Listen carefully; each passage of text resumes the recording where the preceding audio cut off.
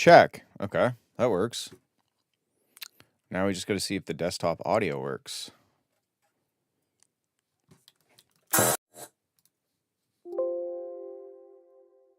Hey, it works. Everything is good. Would it really be a FWLR fucking stream if there wasn't some weird, strange technical difficulty?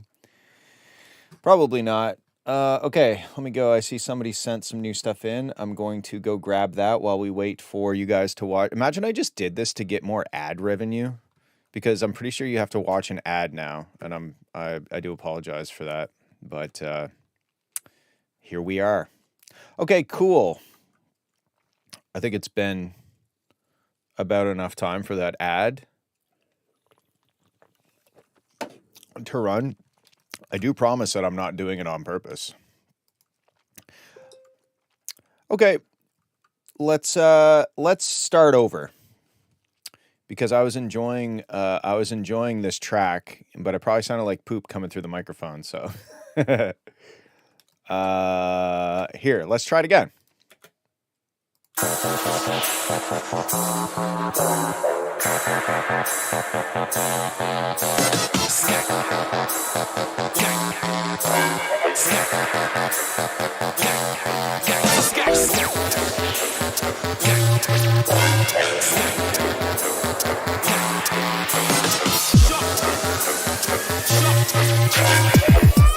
The only reason them man are not skanking is because they're in shock.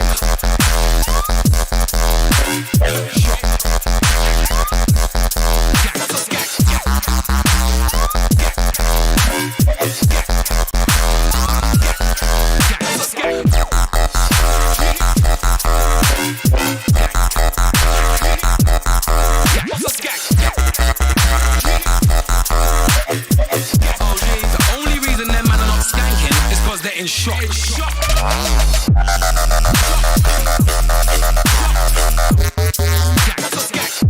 Get brave and run up your mouth.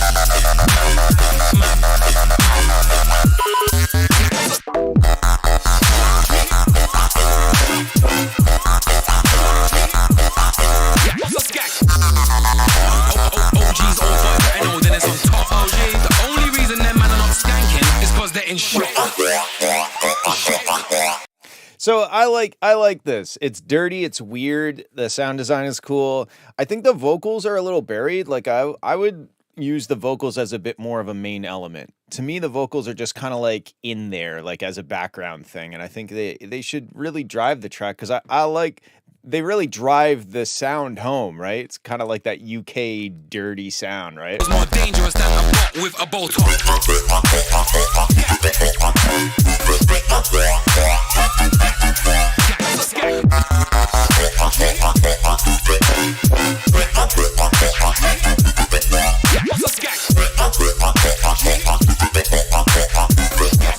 The only reason them man are not skanking is because they're in shock. KO.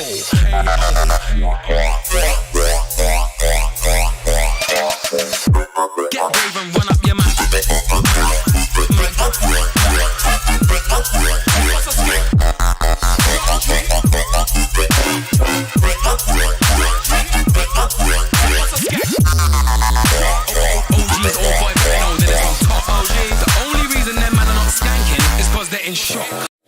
So there's a couple of reasons why I say that about the vocals. There's the mix, just the volume of it, but then there's also just kind of like here. The only reason them man are not skanking is the track is just kind of like, it's just kind of still going. Like the track feels unaware of the vocal to me.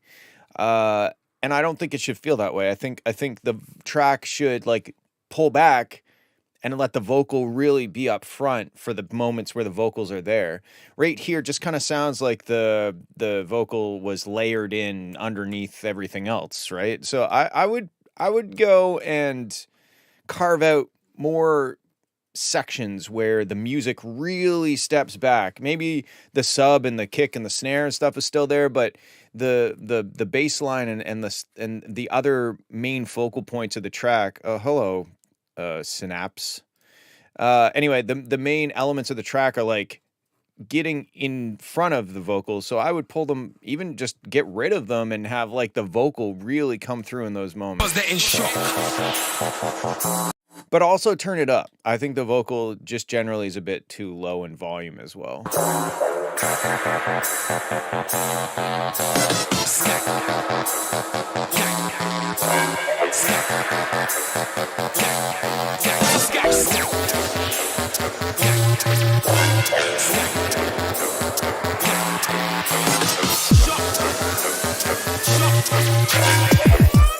The only reason them man are not skanking is because they're in shock. It's like all the man them in the place right now that wanna just like that's another good example right there. The only reason Or where? Oh wait.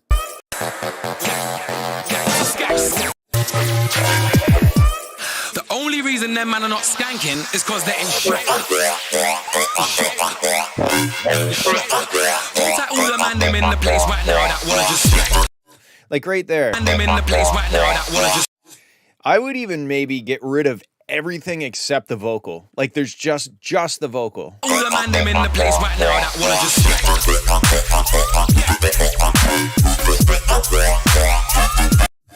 Because to me, it just sounds like conflicting. I don't know what to listen to. Am I listening to the vocals? Am I listening to the drop? Am I listening to the bass? Or am I listening to the voice? shock, shock, KO. I also think that at some point in the track, you should get away from the boink, oink, oink, oink, and have some variation of it. You know, it doesn't have to be drastically different. It could be based on the same patch of the synth, but just something to kind of give us like, oh, another one of those moments. Because when you drop, and it's kind of very similar to the first drop, I'm sure it's a little different, but for all intents and purposes, it sounds basically like the first drop again. It's still sick. I mean, like it's a sick drop, but it doesn't add in that new thing. If you added in like that new thing, people be like, whoa, you know, there's that, like we got the yoinks, but we also have the sounds, right? Like, or whatever, you know what I mean? Add some variation, turn the vocals up, carve out better sections for the vocals when they hit so that the track isn't getting in the way. And let's listen to the end. And them man are not skanking is because they're in shock. Okay, that's just a straight up DJ outro.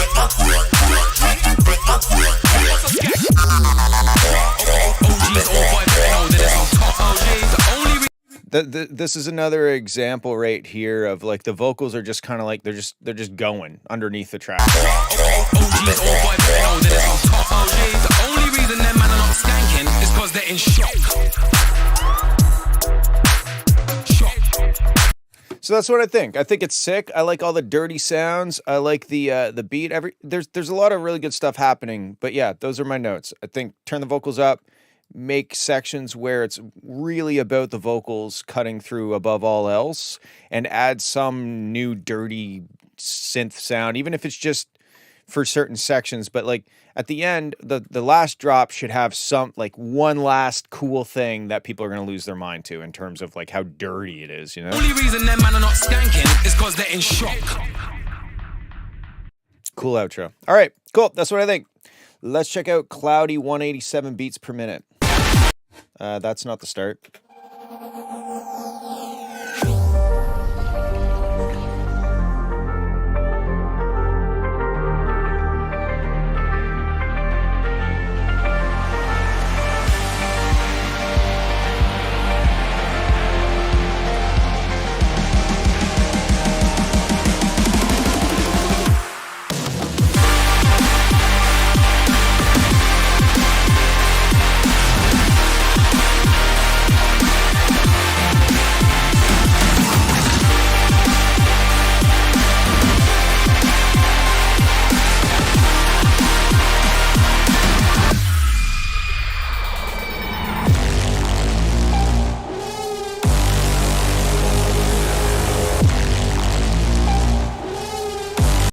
So the elephant sound should be louder, like way louder.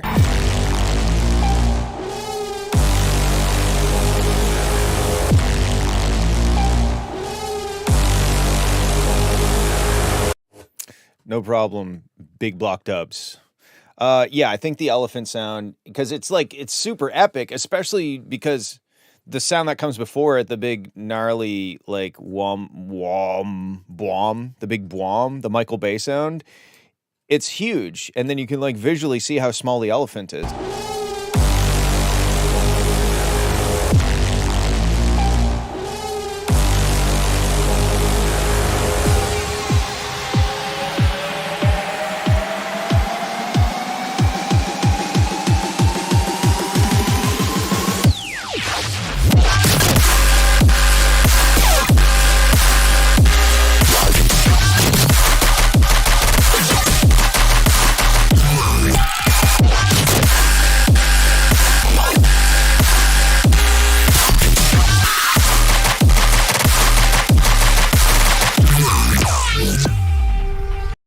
Wow.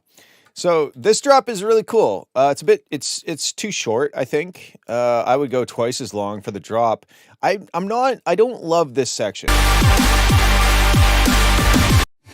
Cuz to me that sounds like full throttle at that point.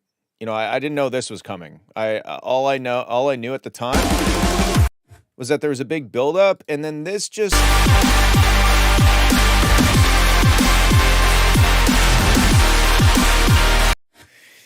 I like the wall of sound, but the way the drums are playing, the drums are just kind of buried underneath this massive, I mean, you can see it over here. It kind of just looks like static, like it's like full spectrum.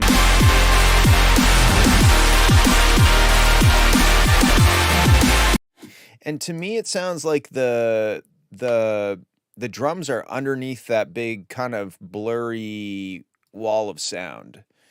So I'm not really sure. Let's 187. Let's see what the arrangement would sound like. I just don't know what what the point of this section is. I know you said there's vocals, or gonna be vocals, but to me it just, especially considering what you got in the chamber over here, like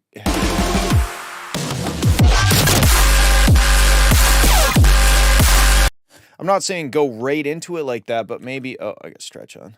I still got stretch on. There we go. But maybe like, what would it be like if we move this to here? I think that's okay. So 21. We're gonna put that at 33, and then let's try this.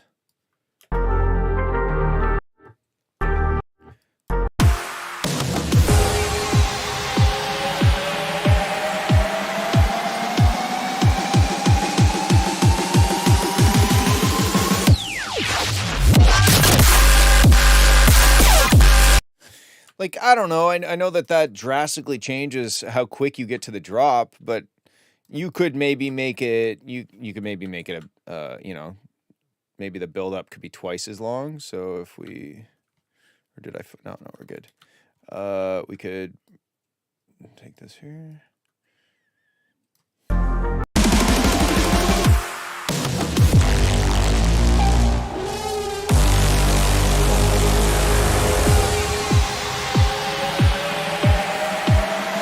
Yeah, I think this makes more sense from an arrangement point of view. I don't know what that other section is. It doesn't necessarily sound bad musically, but I'm just confused as to what the purpose of that section is. And maybe it would make more sense with vocals, but I don't know. To me, this is a better arrangement so far. Okay, let's keep going.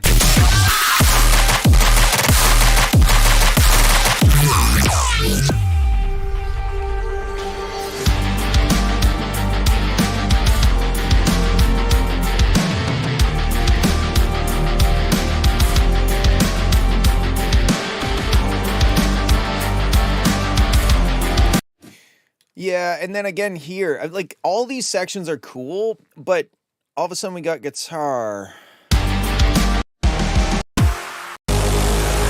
We didn't have guitar up until after the drop. So yeah, to me, I think the arrangement is what needs work on this the most so far.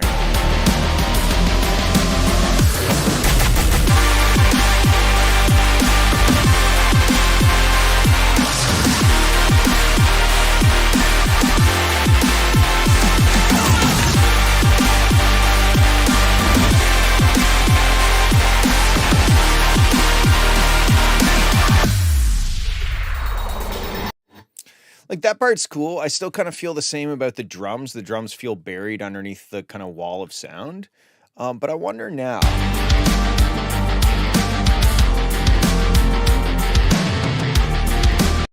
Could you maybe take this and put it, I don't know if we could put it here.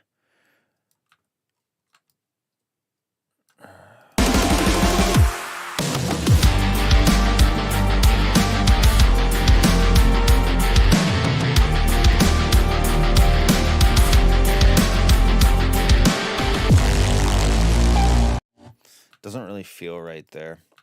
This is a challenging one because, again, like a lot of the stuff that's happening is cool, but just the order in which it's happening doesn't make a whole lot of sense to me.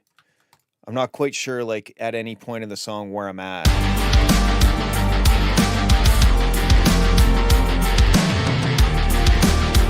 The guitar is also very quiet here.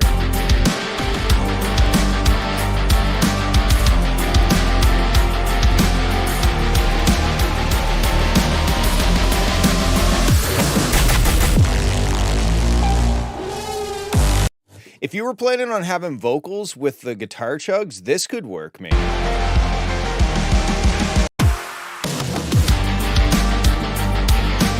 I don't know though, because it kind of, to me, if I was listening to this, that to me would sound like, okay, this is as much as the song is going to give me in terms of power and loudness and etc. Right? So yeah, I'm kind of struggling with what the arrangement should be. But if we go back to your arrangement and finish what you've got here.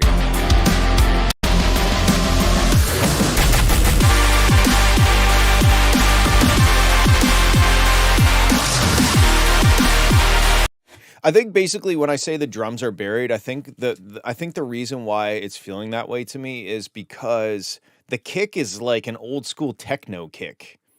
And the snares may be okay. The snare probably could just come up in volume, but like the kick is like one of those doo doo, like a sine wave that does a pitch envelope, you know what I mean?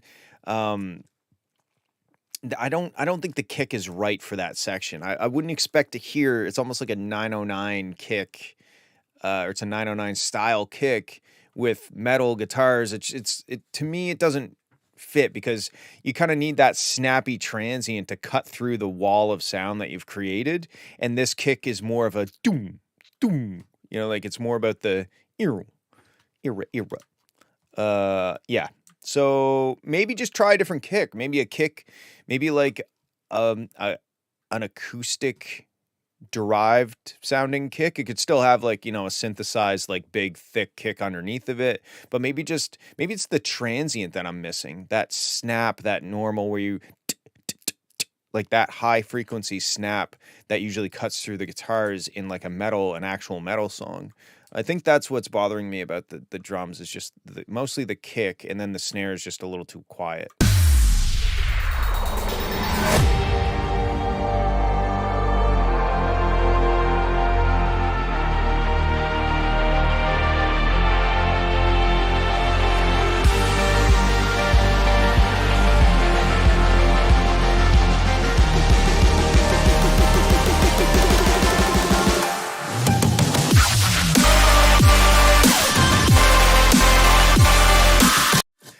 I don't really like the kick here as well. I think it's the same kick, but like I don't know. I just keep hearing the I hear that kind of frequency range above all else.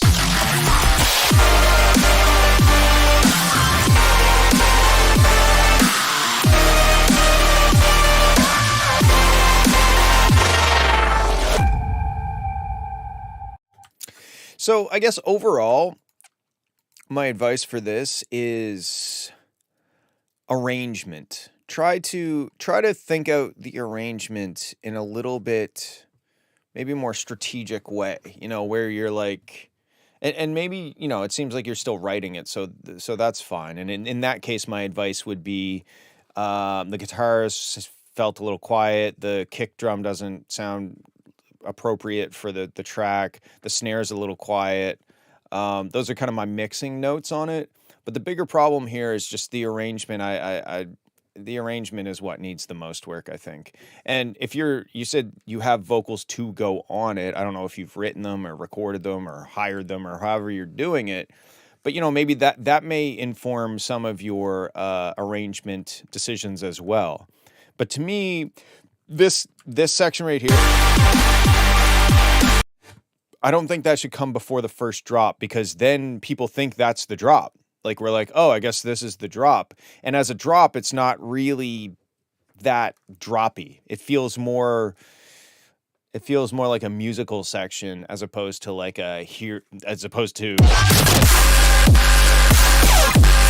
you know what I mean? And when you put that before the first drop, we don't know the future, so we don't know that there's going to be another drop. It just seems like, oh, I guess we're getting kind of a bit of a weak drop 22 seconds into the song. So it's a little misleading to the listener who's never heard the song before. And also, again, if you think about the energy and the way that the energy and anticipation's flowing, it kind of like, it's almost like it's giving us a payoff too soon, and the payoff isn't that good. And now we're kind of in this state where we're like, I guess that was the drop. And then we get another build up, and then we get a bigger payoff, but we weren't really ready for it because we were a little confused. So I don't know if that makes any sense to you at all, but I think that the drop is super cool. I think the musical elements in each individual section they're all cool and they sound pretty good, but just the arrangement is what you should focus on, in my opinion. Okay, cool. Let's move on. We got Drop Pop, Cautious Cave, video game track for Fun 2. 4, the number 4, Fun, the number 2.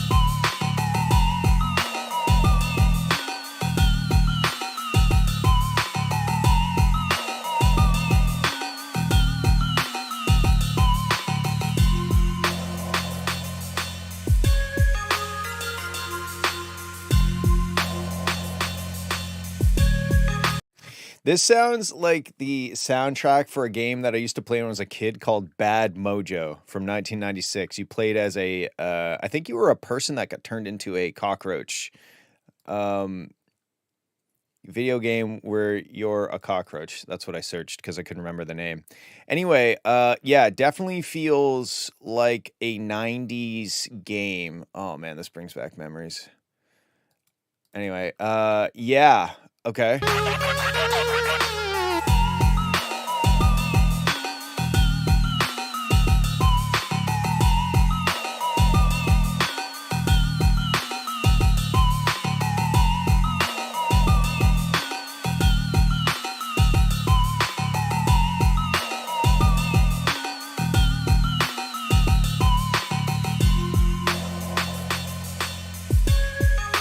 So, like, I don't really know what to say about it besides it sounds like it could be from a video game from the 90s.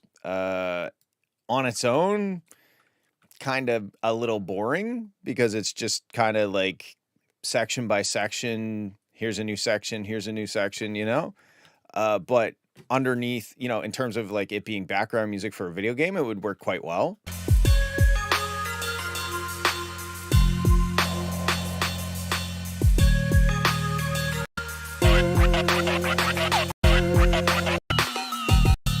And it's just this times 2, right? Like you've just copied and pasted. I don't really know what to tell you, dude, besides it sounds good for a 90s game. I don't necessarily have any specific notes on the sound. But it is indeed mischievous. So you have nailed that. And if this is for something as background music, I think it would work quite well. Like, that's the thing. Background music, and this is coming from somebody who has written hundreds and hundreds of background tracks for TV, and tried to make it interesting and unique, and been shut down because that's not the point. Like, you're missing the point if you're trying to make your background music too interesting, because it's background. If it's too, if you try to make it too interesting, it's not background anymore. It's something that's going to draw attention to itself, and that's not the point, right? So that took me a while to realize that. I'm like, and the thing that really drove it home for me was when I started doing YouTube stuff years ago, and I like car videos and stuff, and I tried to use some of my songs as background tracks, and I'm just like, this doesn't make sense, because I'm like talking to the camera or like showing something to do with a car, and there's like this big buildup happening with like vocals and like, you know, effects and stuff. It's like, it would make sense if maybe I wasn't talking to the camera and you were cutting like shots to the music, but now the music isn't background anymore. It's like driving the shots. But when you're just like, you know, you're just like doing stuff and talking about stuff, or playing a video game and there's things happening on screen, you don't really want the music to be super distracting. So that, do you think background music has to have a top line? No, not really. I mean, like, it should still have some slight hooks, and that's where like the kind of challenge comes into it, you know, because it still should have like, it should still have a character and an identity, but it can't be. I think it's more in terms of the arrangement that I'm talking about. Like I said, like a big buildup that doesn't really work for background music, because they're like, oh, okay, there's like a big buildup happening, but like Buddy's just showing me how to like rebuild my brake caliper. You know, it doesn't make sense that way. And if you mean top line like vocal, then that doesn't usually work either, because Buddy's probably explaining to me how to rebuild my brake caliper, but now there's also words in the music as well. So that's background music. It gets a bad rep. It's not the most glamorous thing in the world, but there is skill involved to make good background music. And I do think that this would be good background music. Some smile cur. You want to make any music sound background? I don't think that would work, because yes, the amplitude of like the mids would be reduced, but we're still listening to, we can still as humans listen through that curve. The scooped curve, I think, is what you're talking about, and still hear all the stuff there that's just quieter, but it may even be more distracting, because now we're like have to listen like subconsciously listen harder to the stuff in the mid-range. I think what makes good background music is repetition, and not straying too far in any direction during the track, which is this, right? Okay, cool. I like it. It brought back memories of playing a video game on my computer. I think it was a 166 back then, 166 megahertz or 160. What was a 166? It was before like, it was a penny or 486. 486? I don't know. It ran Windows 95. And I played a cockroach game on it. And thank you for sending me this track, because now I remembered that game exists. Cool. All right, let's listen to Fresher. This is probably going to be quite loud in talks. I'm going to turn my air conditioning on because I'm cooking.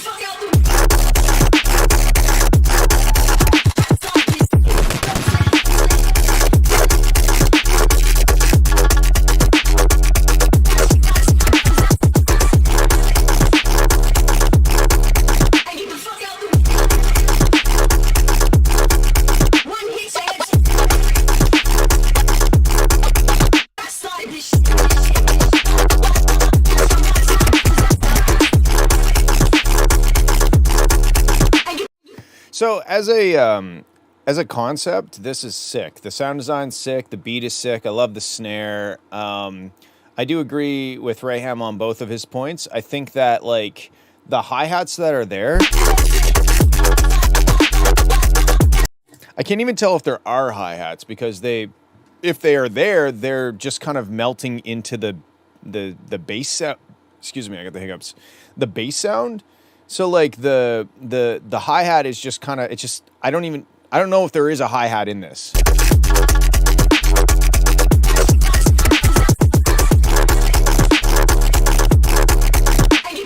Because like it could just be the top of the bass that I'm hearing, right? So, and also the mono is a good point too. It is very mono.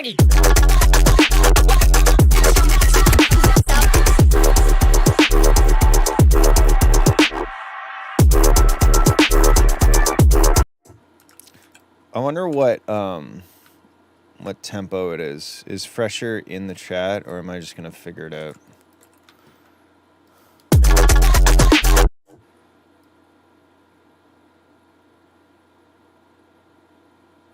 No way, it's 120.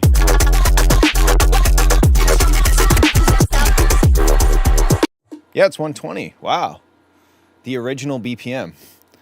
I don't know. Let's just grab some random hi-hat, like, let's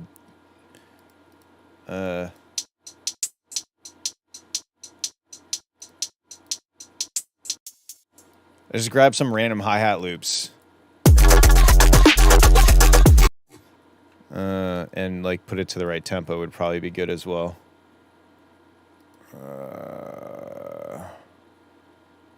What? Oh, 135. 135i.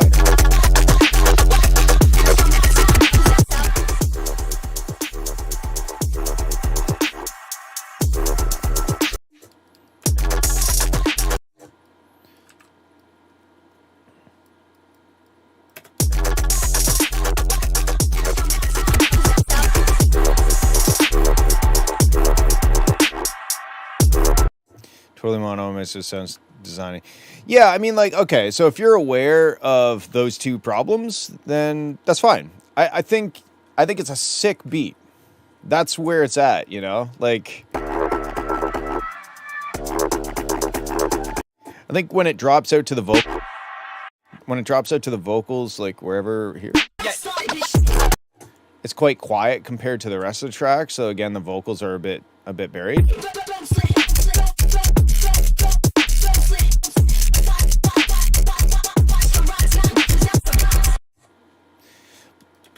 But yeah, I mean, it's a dope start. It sounds really cool. It's very mono. I can't hear much going on the top end, like Rayham said. So keep going and then make it a track. Because right now it's just kind of like it's just kind of a beat, you know, like.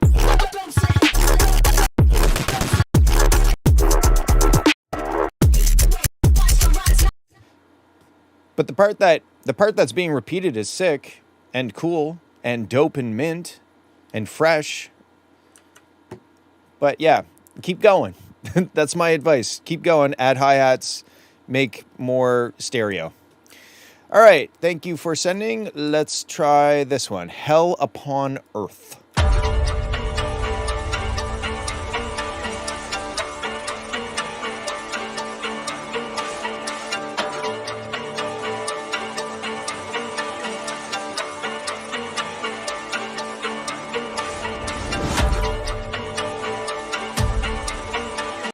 So at this point in the track, I know you brought in like this kick, and it sounds cool. It's like cinematic or whatever, but there's not enough stuff has been added at this moment. It kind of feels like it's dragging at this point.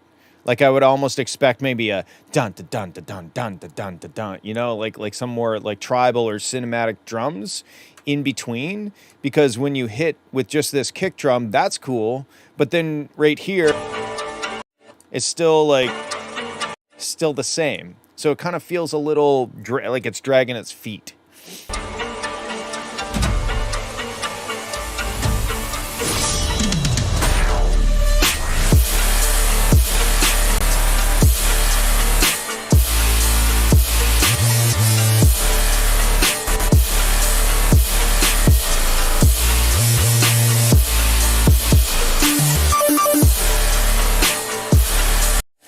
Now, the file you sent in was 320 kilobits per second, but this is 192 kilobits per second worth of audio.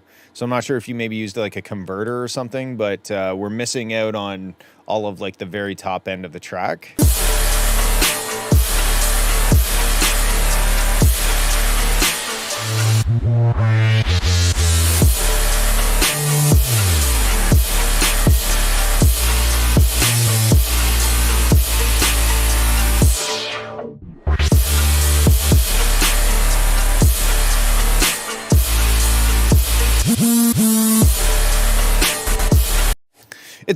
I like where it's going. It's very big and bombastic, but if you look at the wave candy over here, you can see how it gets cut off at like 16,000 hertz.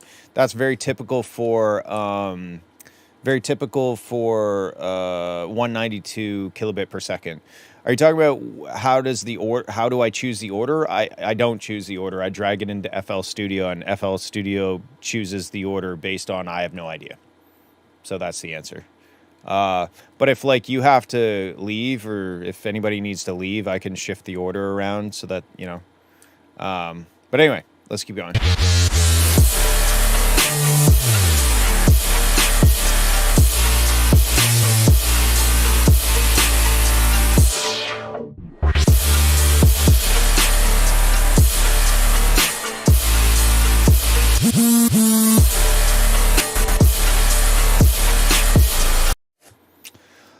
Advice on sync.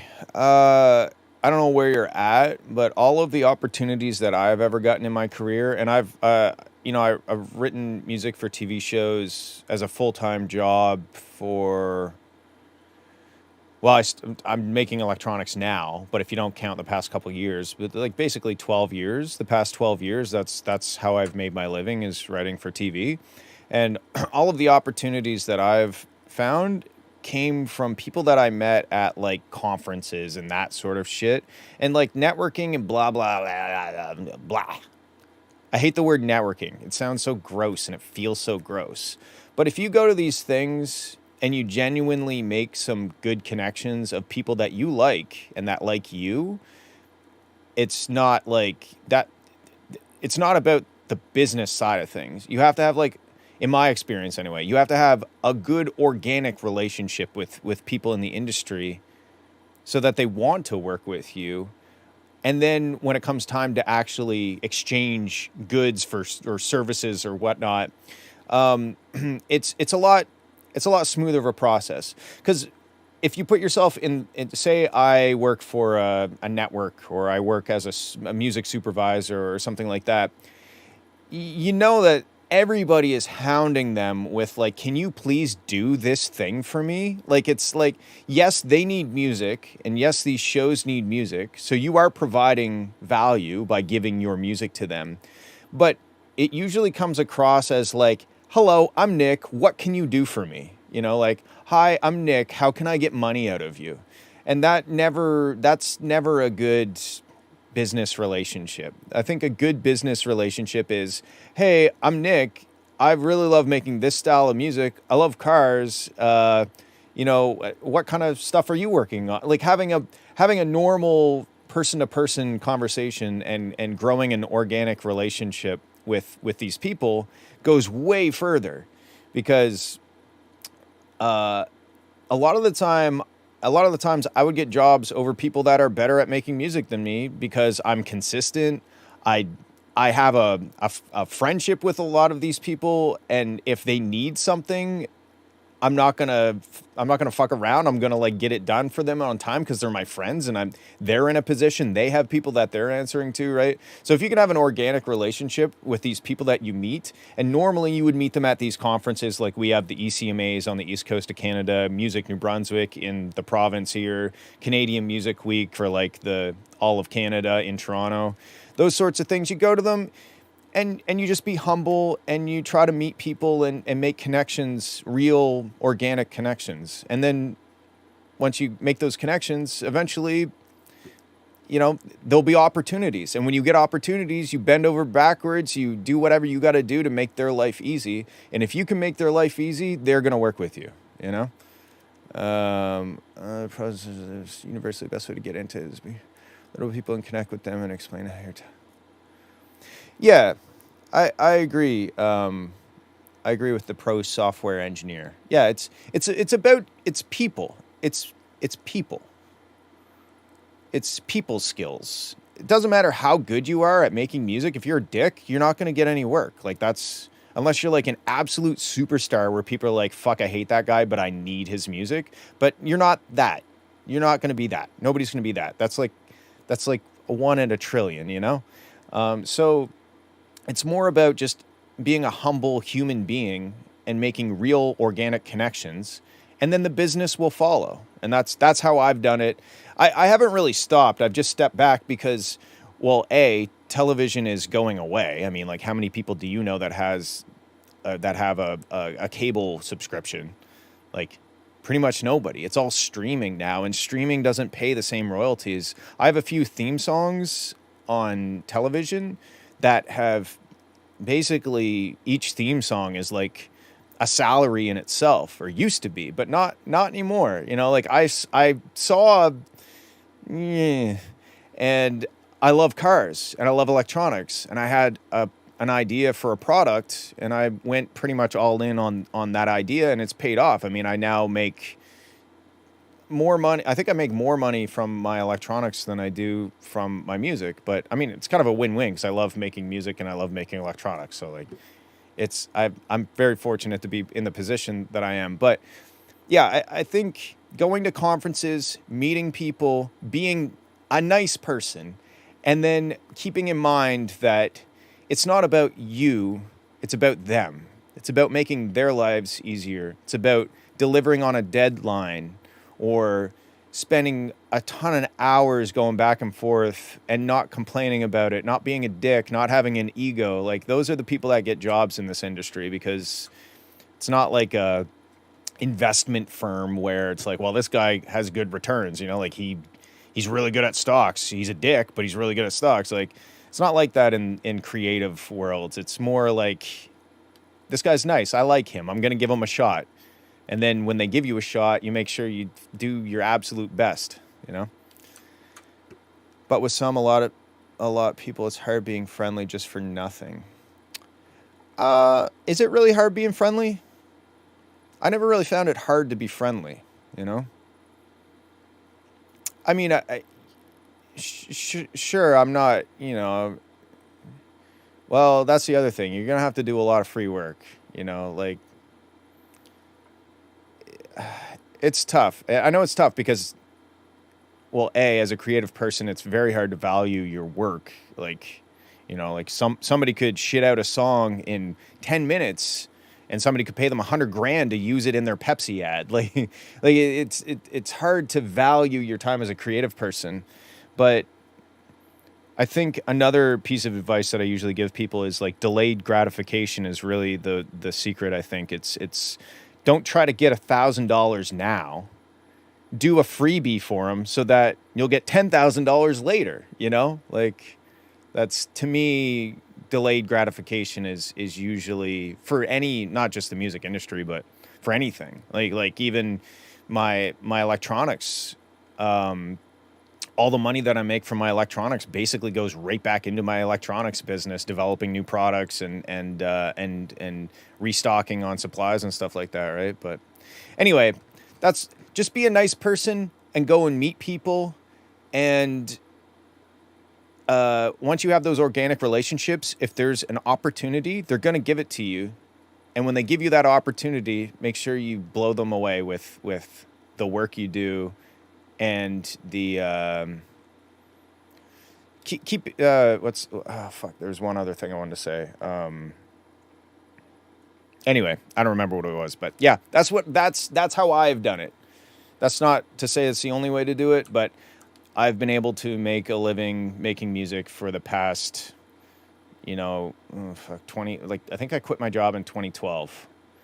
So I left a job in an engineering type role at a telecom company in 2012, and was able to pursue music full time. And until now, I still do music stuff. I just don't do nearly as much. Like that, I used to come to the studio 5-6 times a week, and that was all I did for an income. But now I build gauges at home. So anyway, let's get back to this track. I think the Cliff Notes is just don't be a dick and meet people. And don't think of it like business networking as much as it's like organic meeting people that you like. No, I'm not comfortable sharing my salary, but it's I've done all right. And also, it's not a salary. It's at any point it could all go away. Like I've had shows that got canceled, and I just lost like tens of thousands of dollars a year. Just like that, because the show got canceled. Like, what can you do, right? So it's not really a salary. There's no guaranteed money in this world. You know, that's why I have a stock portfolio, and over the past decade, I've contributed a lot of my money to my stock portfolio into stocks that pay dividends, so that I can have a bit of a retirement thing going on behind the scenes, building up wealth, right? But at any point, and also I get paid quarterly for my royalties, right? And I never know what that number is going to be. Actually, today is the day where they announce, like the first of the month, they announce what your quarterly check is going to be on SOCAN, which is the Canadian Performance Society. And then on the 15th, you get paid. So I've been kind of looking forward to today, and I forgot until just now to see what my check is going to be. You never know. I've had really good checks, and I've had really not that great checks. So it's, you know, it comes with the territory. It's a creative world. There's no guarantees.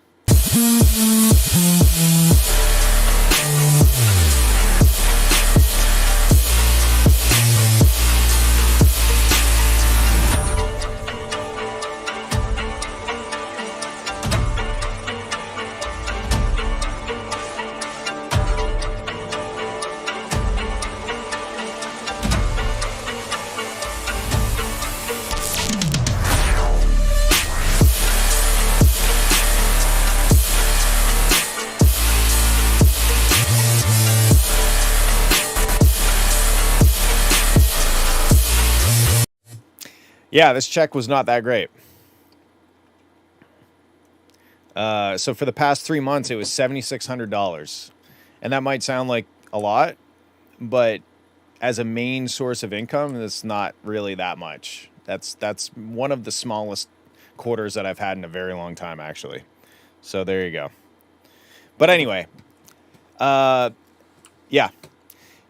Music for TV, I don't know where it's going, because television, I don't know where television's going. But yeah, just get out, make sure you're enjoying it, meet people, be nice, and half of it's luck and the other half is what you do with the luck that you get. Cool. All right, sorry, Hell Upon Earth producer, I don't remember what your name was, to interrupt your track, but yeah. No, that has nothing to do with... That money has nothing to do with my Fowler stuff. That's all TV stuff. The Fowler stuff is separate.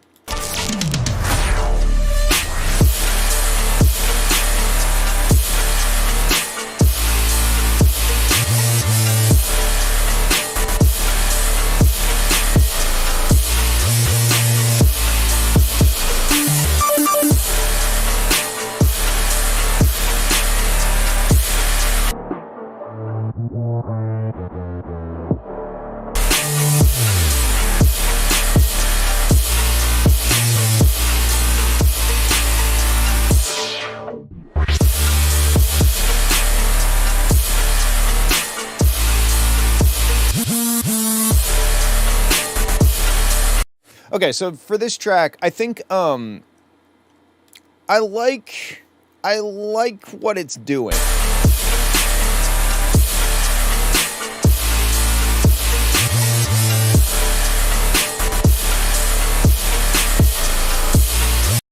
But I think there's not a whole lot of variety in the rest of the track.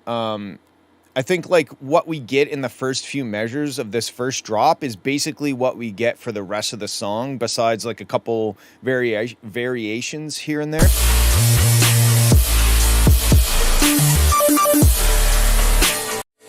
Yeah, so you kind of have, so here's what I would do with this. I think that you got like these big crashes, and they sound pretty good. I like the drums and the top drums, like the crash cymbals and stuff that are happening during the drop.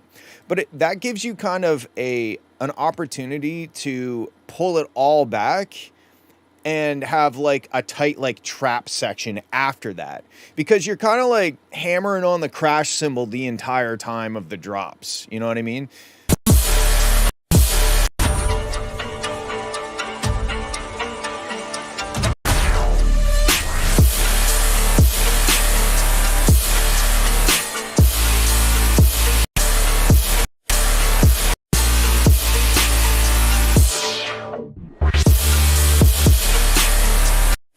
Yeah, I think that's what this is missing. Like a cool trap section that's a bit tighter.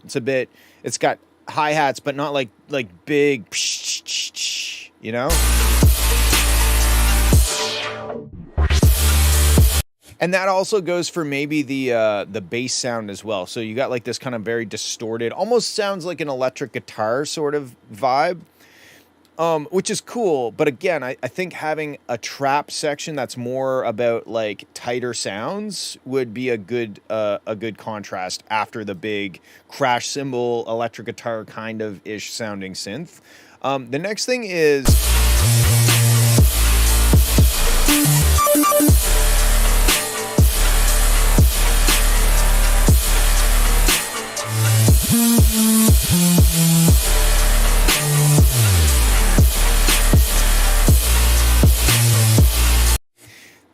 the kick. To me kind of sticks out a little. Like it has a very specific frequency range. That's why I was playing around with this.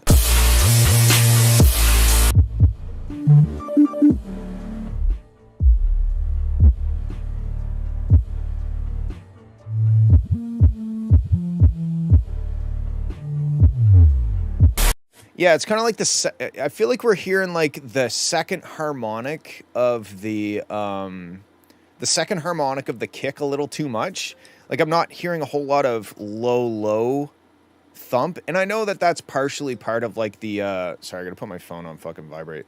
I gotta put the style. It's part of the style that like we hear mostly the thump and not necessarily like the bottom end, because the bottom end is being represented by the sub bass. But I do think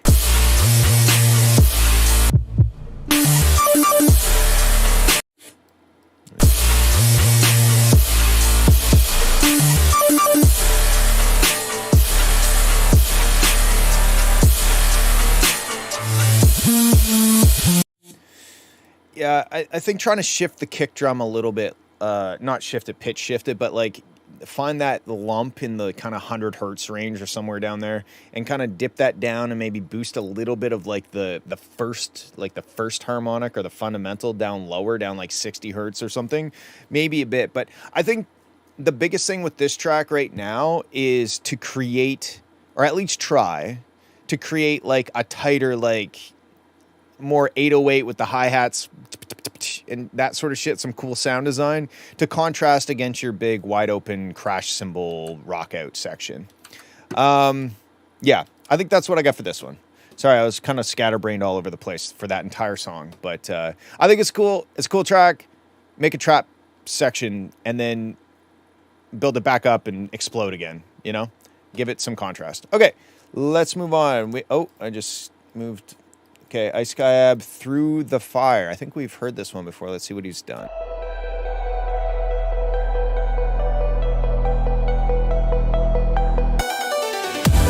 Flames rise high and darkness roars. I walk through gates with endless wars.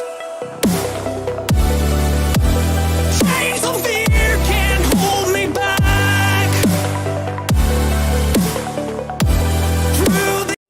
This chord Wait. Me back.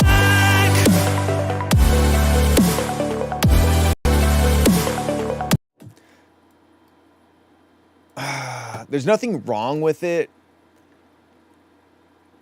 but I just Through this chaos I attack. Do you think that these vocals are AI, Raham? Like, actually? Attack. Through the fire I will go. But you think the vocals are... Oh, might be, okay. For the love I'll never let go. Ashes fall, but still I fight. Holding on to the spark of the light.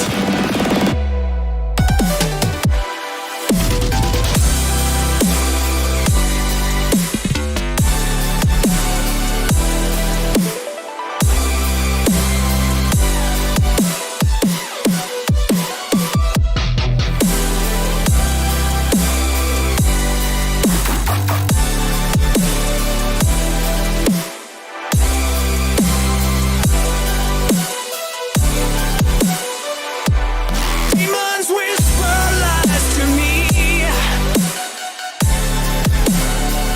Their shadows try to make me see you dead, but your faces guide my way. In hell's night I'll find my day.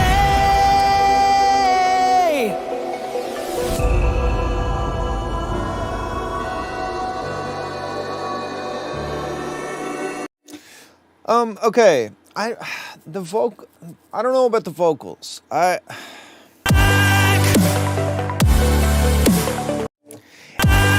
The chord, there's just something that's bothering me about that specific chord.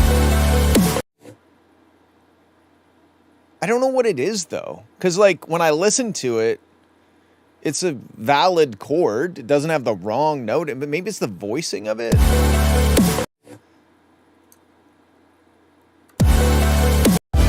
Through this chaos I attack. Through the fire I will go. For the love I'll never let go. Ashes fall, but still I fight. Holding on to the spark of the light. So, like, I really like this section. I like this section the best. Fire. It's kind of late over here. Okay, what? Free Mind? Yes. Oh, yeah, okay. There we go. I like this section. I don't know about the vocal, though. There's something that's... I remember feeling this way the last time they sent it in. It's not even that it sounds bad. It's just... I don't know. Maybe it is AI. Maybe I'm just having some sort of reptile brain instinctual, like, suspicious eyes in my frontal cortex or backal cortex. I don't know how a brain works. Anyway, whatever. If it is AI, I hate that.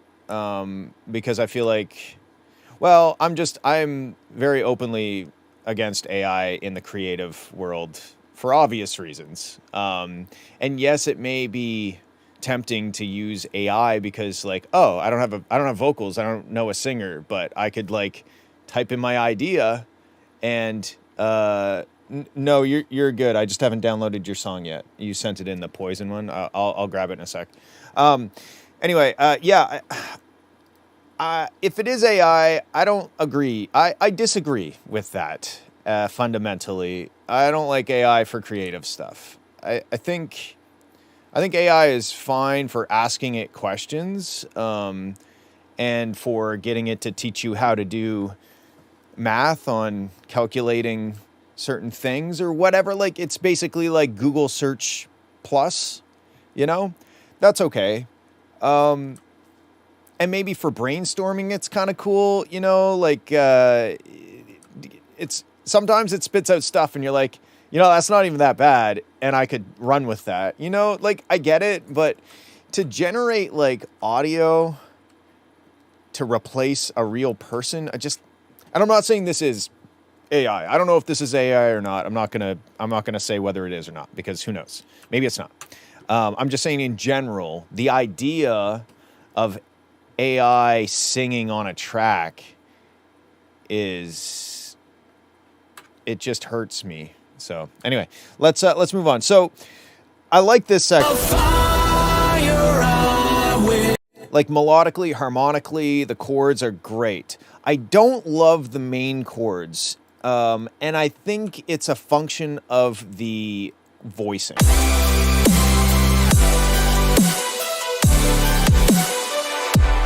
Demons whisper lies to me. There's just like each chord kind of has a slightly weird note in a weird place. So maybe picking some of the like the major or minor third, those kind of notes, and putting them up an octave might help. I like the melodies that are happening. It's just those chords sometimes have weird stuff. They have weird notes in them. Like that. There's just kind of like too much. It's almost like anxiety is built into that chord.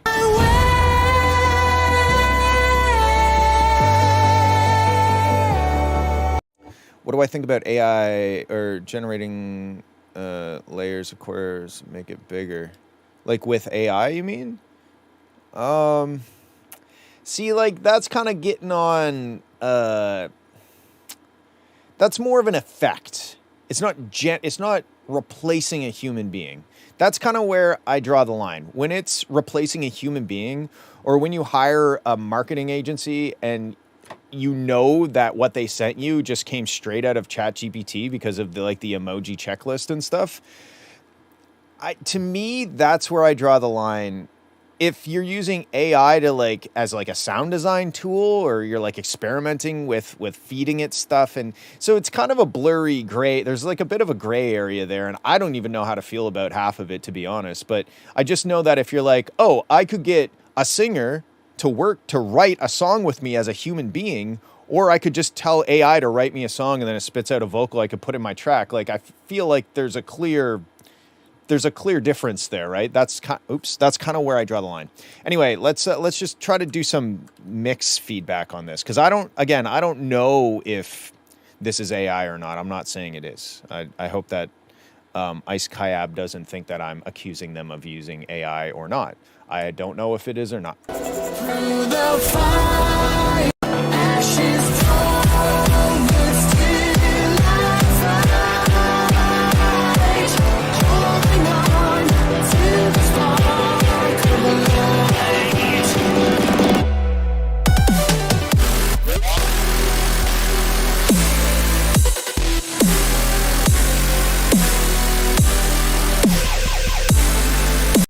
One thing I would say is I think you gotta maybe find some new top drum sounds, because I feel like you use that.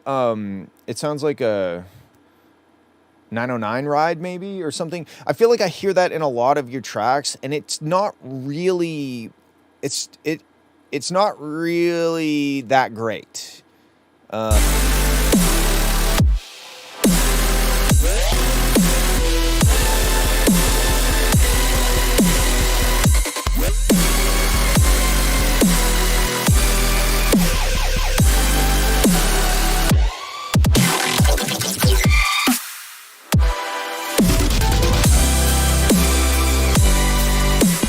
But I love the melody. The melody of that synth in the background there is really good.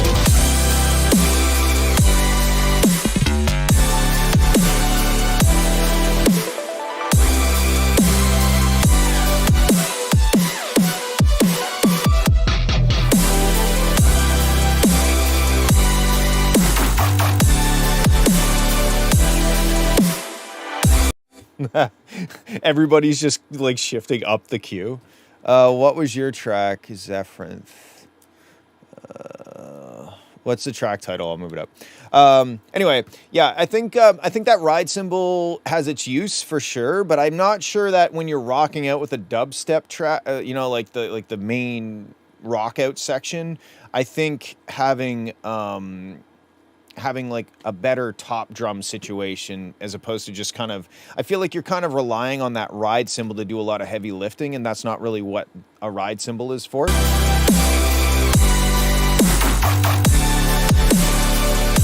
Like, I know that there is another crash or open hi-hat or something on the upbeats, but I think maybe going and finding some new top drums might be a good move. Anyway, I know I was very scatterbrained. I don't know if that was very valuable for you, Ice Kayab. I apologize if not. I like the track, generally speaking. I'm iffy on the vocals. I don't know why. I think that the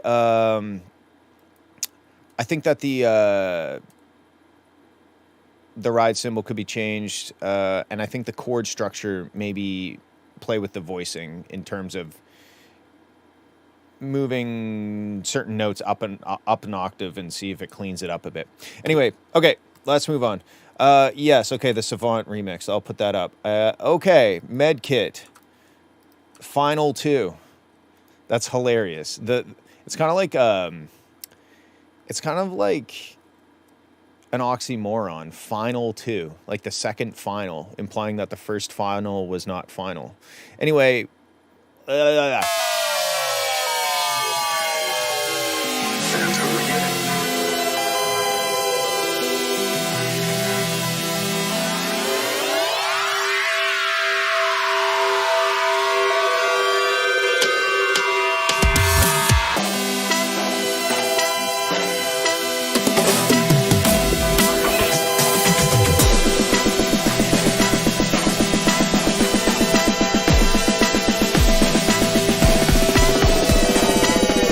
okay, before we get to the drop, the snare drum, I think you should boost the high end in it a bit because I'm really just hearing the tone of it. I'm not hearing like the tss of it.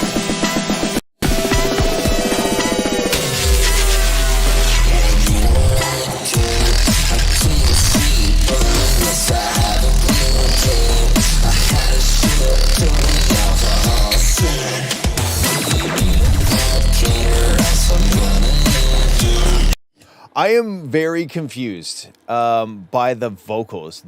The everything was cool, but the vocals, I don't know what key we're in all of a sudden.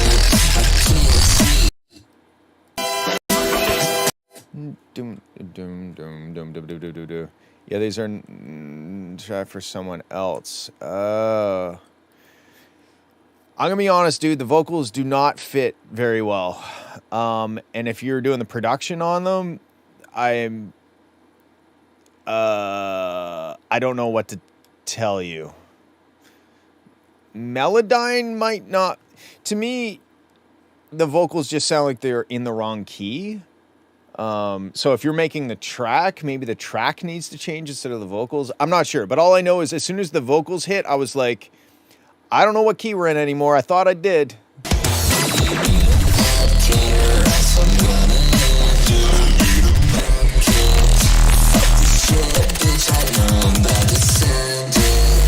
Oh, it kind of sounds like it's like a. It sounds like it's like a trap. The vocal sounds like a trap vocal, like kind of like a. I don't know if Suicide Boys is the right reference or not, or whatever. Like. It sounds to me like a trap vocal, but then the track is like, wow, we are rocking.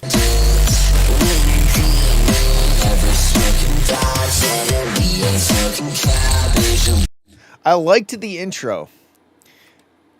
Okay, so here's the thing though. He wanted trap vocal over dubstep. And maybe that could work, but I think what you may have to do is separate the dubstep section and the trap section, right? So maybe there's a section where it's more about the dubstep heaviness and like the power of the dubstep, right? And then it chills out a little bit and does a bit like you pull back on like all the aggressiveness, and it's more about like a smooth trap beat that still works with the track. It doesn't sound like something totally different, but the track pulls back and now it's more about the vocal cutting through, right? And then build it back up, and now we have the dubstep power again, but the vocals either aren't there or used sparingly, directly over the drop.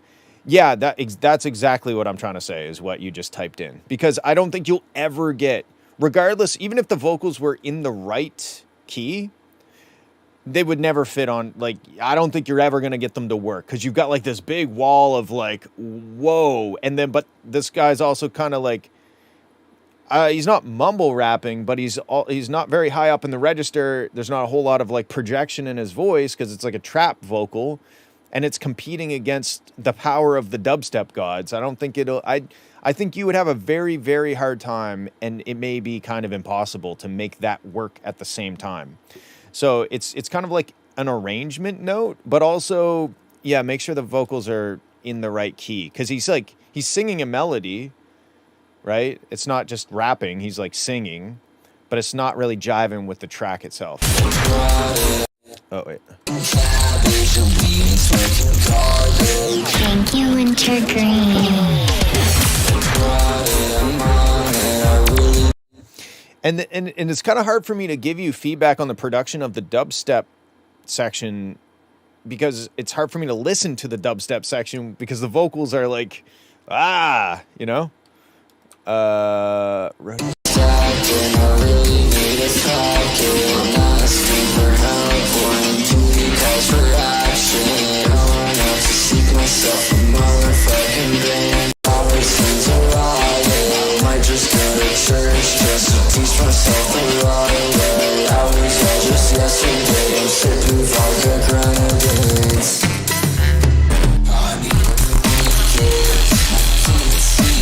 Like, I think the beat is cool, but it's hard because I'm just like, my brain is constantly listening to the vocals because I'm a human being and that's where my brain goes, right? But yeah, I think you're gonna have to rethink how these vocals are gonna be used in the track. Struggle to see a reality where someone heard these and went, "Yep, these sound good." It's just, well, it's kind of challenging because the melody that he's singing is like Johnny Gamble said, sounds like a nursery rhyme. Like it's kind of da na na na na na. Like it's already going to be challenging because of that melody, but also the fact that okay, let's figure out what the track is in. One sec.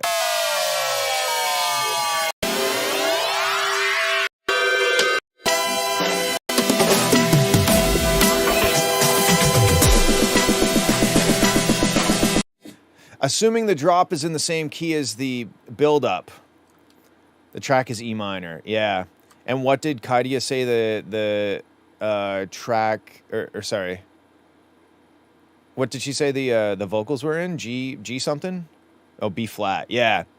I mean, you could just, what's B to E? 1, 2, 3, 4, 5, 6. Yes, I had to think about that. Oh, wait, you said B flat, so 7. So up 7 or down 5, that's a big move. Either way, it's not like it's like a semitone.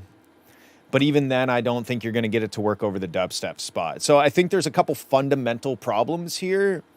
I liked the instrumental from what I could hear.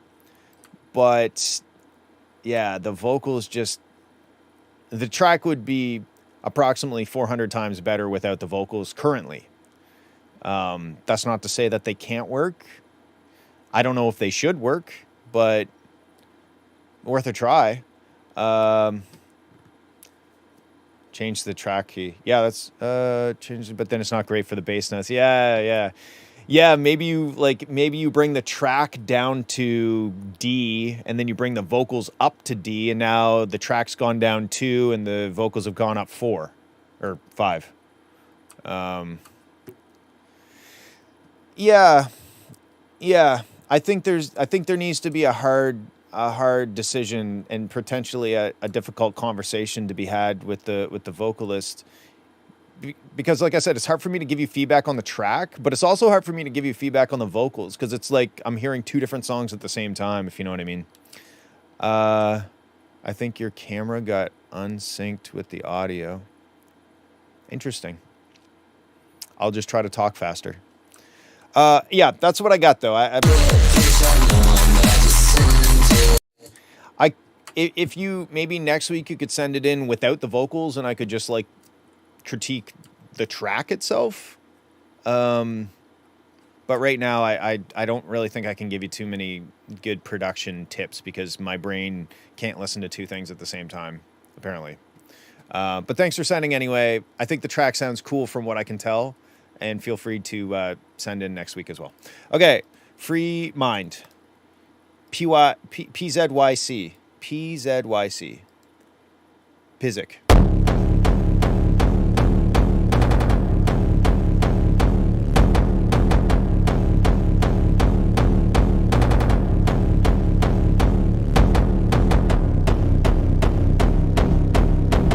So I like this.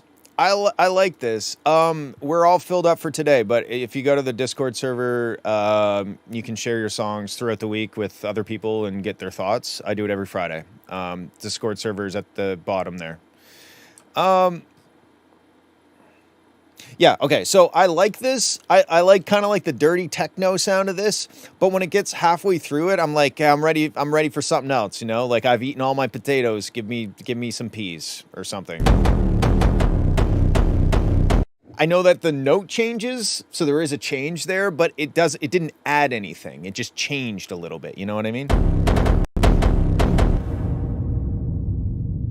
That is a lot of reverb going through distortion and maybe... Yeah, I think... Is it going through, like, homicide or something? Okay, anyway, let's listen to the rest. I'll stop. I'll stop stopping.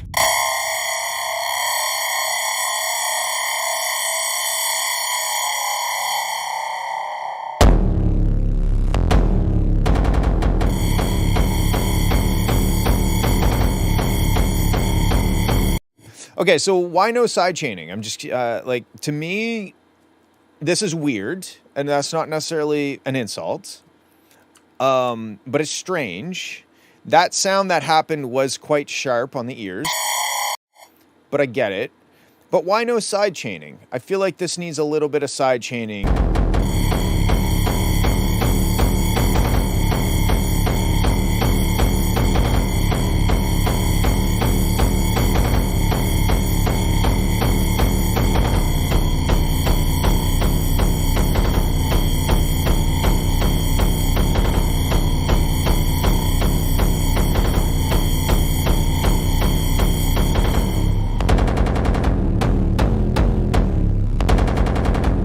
This is very unique, and maybe this is a subgenre of a subgenre that I'm unaware of, but I think sidechaining is going to really help this, because that kind of nasty sound, that like metallic sound that takes up the entire frequency spectrum, I don't want it to be there the whole time constantly. I think if it was pumping with the kick drum, like you know, I think that would probably be better. Another thing is Norma Dynamics. What DAW are you working in? Oof. Some of these sounds are like hard on the ears. That on a big system, I would have a nosebleed for some reason. I don't even know why, but Bitwig. I don't know how to use Bitwig. The way I do side chaining, I don't use Kickstart or anything. What's the tempo of this? And maybe you can do it in Bitwig. I don't know. I mean, I've heard Bitwig. I've heard of it. I just don't know what it is. Let's see if we can figure out what the tempo is. 160. Okay. So this is how I do it. I take volume automation, and you could do this with the track volume. You could do this with a plugin's volume. You know, like if you had like an EQ, you could automate the volume on the EQ. And I just do this. This is how I do all my side chaining, always. It's how I've done it since like 2004. when I started making music, and I heard Benny Benassi's track, and I was like, I want to do that. And I didn't know how to use a sidechain compressor, so I've just always done it like this.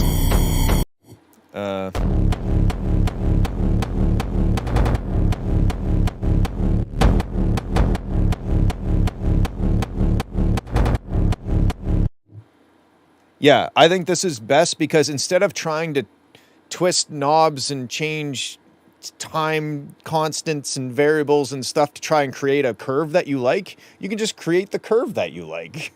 And like sometimes I'll even do stuff like this. I'll just a little bit before the kick hits, it gets a little head start on it.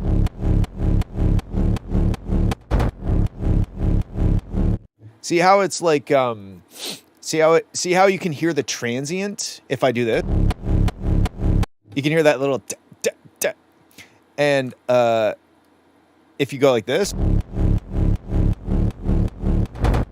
it gets rid of the transient. But you got to be careful because sometimes that can feel weird if it sucks the energy out of the track before the kick hits and it's noticeable.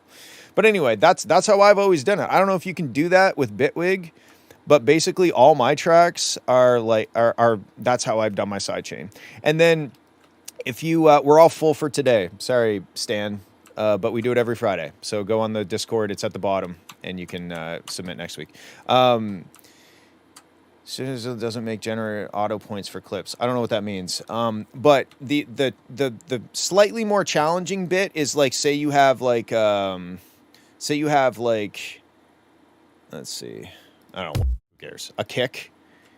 And let's get rid of your track for a sec. Say you have a kick, and you have a snare. Imagine that. We'll use our favorite snare. So say you have a pattern that's like, let's do it halftime.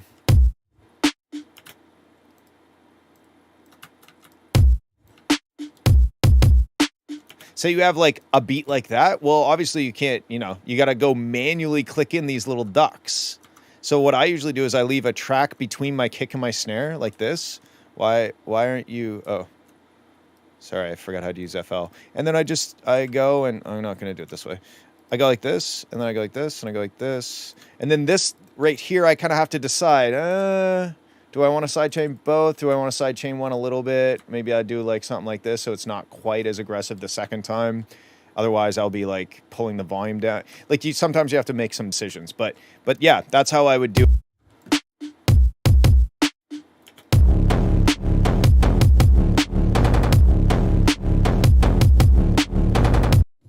So that's how I would do it. Again, not sure if you can do it in Bitwig or if you can, but that may give you an idea on how to do it. Yes, you can use Kickstart, and especially if you have a 4-to-floor beat. But the problem is when you go dun, dun, dun, da, da, da, da, you got to do some automation and you got to do some funky shit to get the da, da, da at the end, right? Because it's only going to be going quarter notes. Anyway.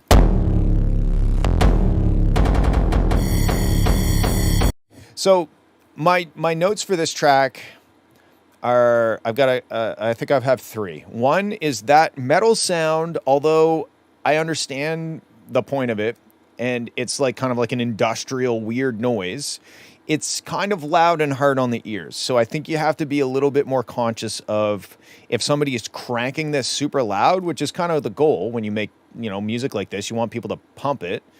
That is going to hurt them physically, right? So you have to balance that and maybe treat it a bit more like a background sound, like ear candy stuff, as opposed to like, here is this full volume metal screech sound. The next thing is sidechaining, which we just went over. And then the last thing is, I don't think there's enough, there's not really enough elements here to constitute a song. I think it needs more stuff. And I know that like a lot of like techno and it doesn't need a lot of stuff, but I think it needs more stuff. Because like techno doesn't, sometimes there's like 5 tracks, but I think this has 3. I think it has the kick, it has the screech.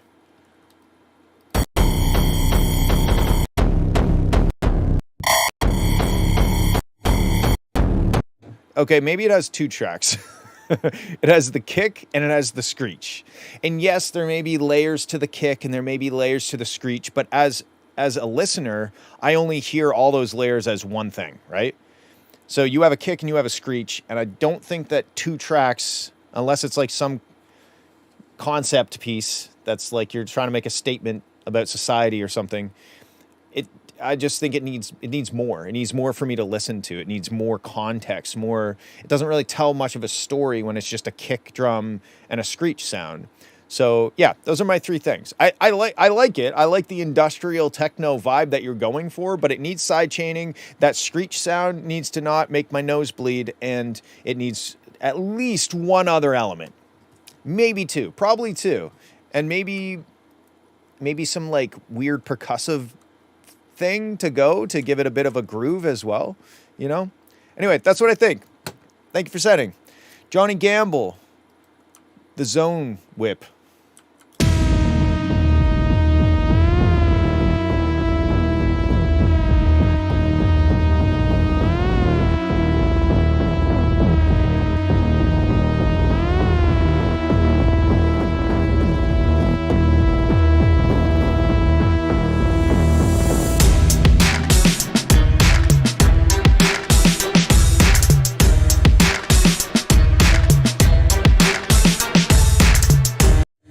Dude, that clap.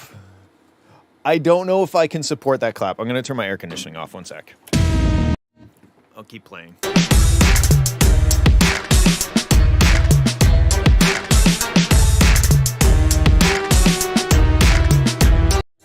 I just don't know if I can get behind the clap. I used to call those the paper crumple claps because it sounds like somebody taking a piece of paper and going, it's like too long or something for this. I don't know if it fits the track.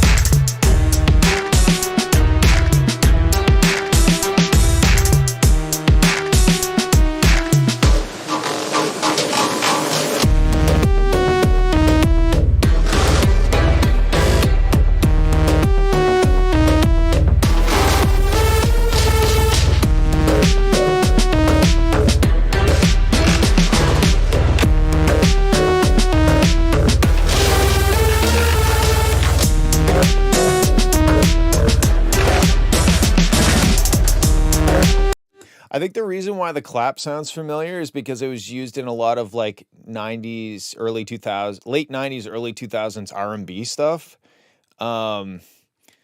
It's a very like identifiable clap sound. And I've always referred to it as the paper crumple clap. I like the rest of the track. The rest of the track is cool, but that clap it's clapped, you know? Ableton will remove it. I just don't think it fits. I mean, I don't even know if a clap fits, period. It might be just like a snare type situation, you know? But and it could be a personal thing. It could be a taste thing. But anytime I hear that clap, I'm just like, let's crumple some paper, baby, you know?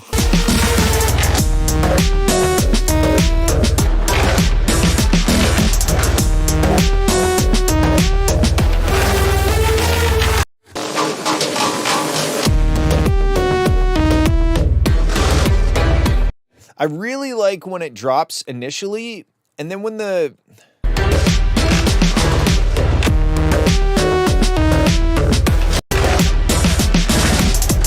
find the drums are a bit sporadic overall. So especially when we get here with the hi-hats and the open hi-hats, it's kind of hard for me to visualize the pattern. It kind of feels semi-random at times. So I would say that's a groove problem. I'm not really detecting much of a groove. I think just a 4 to the floor with what you got and keep it clean, like the drums anyway.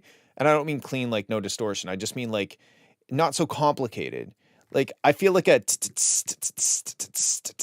in with that is pretty much all you need for top drums, at least for the majority of it. When you want to have the hi-hats come in, ta ta ta ta ta ta ta ta ta, it's easier to get into the groove because like it's the bass and the I don't know, siren-y kind of lead thing that's happening. It's cool. It's very cool.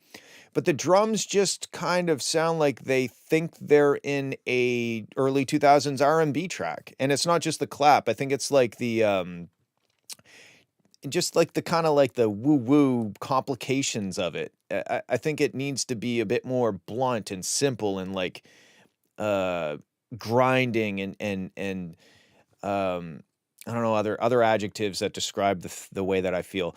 I think that's the move with this is more of like a Nine Inch Nails like closer kind of drum setup.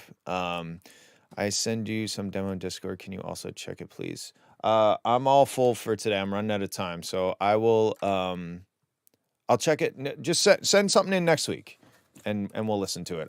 This is as much as I have time to do today. Anyway, that's what I think about this track, dude. I think there's some really cool stuff happening. I really like when it drops initially, and then I start to like it less and less as you're adding more and more of these kind of like fancy drum offbeat things. So maybe try a version where you're a bit more simple, a bit more low maintenance, with the drums. I don't know if that makes any sense. Probably doesn't. Okay, cool. Let's check out the remix of Savant's track Stargate. Okay, here we go.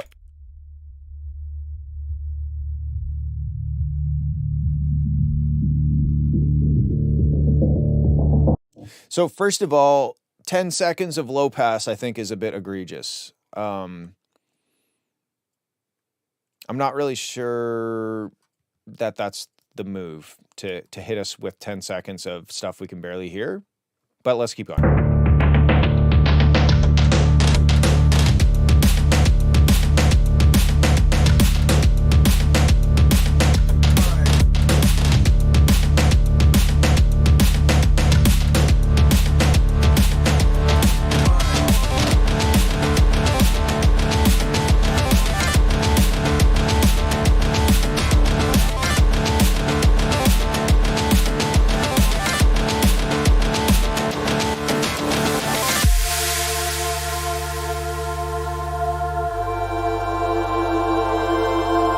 Wow, Cat Attack. We haven't seen Cat in a long time. What's going on?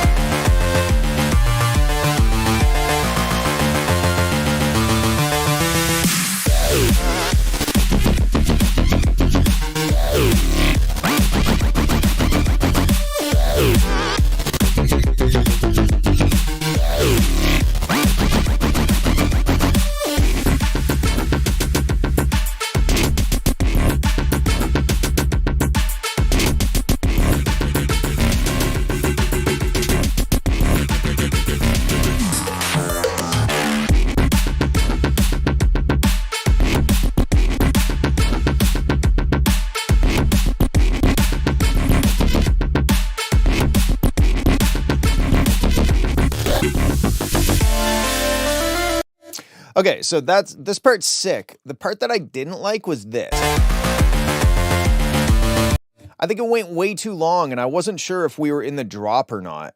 I think you should, like, you could still do that da da da dee dee dee dee dee dee dee dee. But maybe don't give us a full kick and maybe do it for like 10 seconds and then hit us with the drop. Make it obvious that this is a build-up, because it wasn't obvious to me. I was like, is this the drop?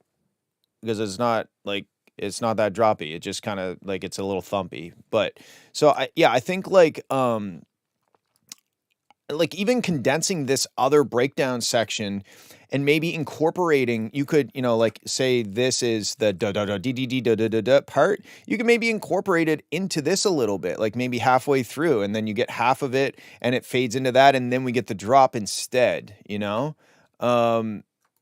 Yeah, that's what and I haven't listened to the original song in a very long time, so this is also bringing back memories back when my BMW worked.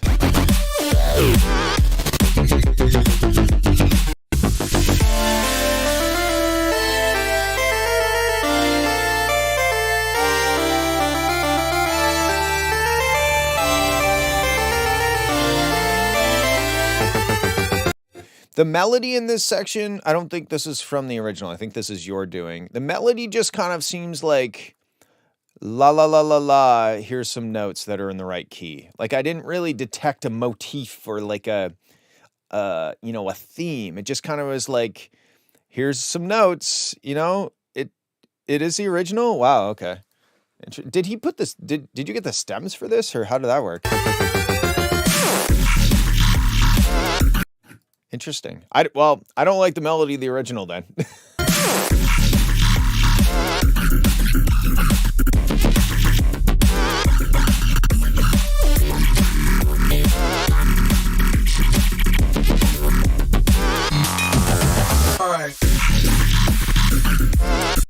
Oh, okay, I understand. Yeah, to me, the melody, it just kind of feels like you wrote down the notes that are in the key and you wrote down potential times in the musical measures, and then you picked them out of the hat and like it just doesn't, to me it just doesn't feel like it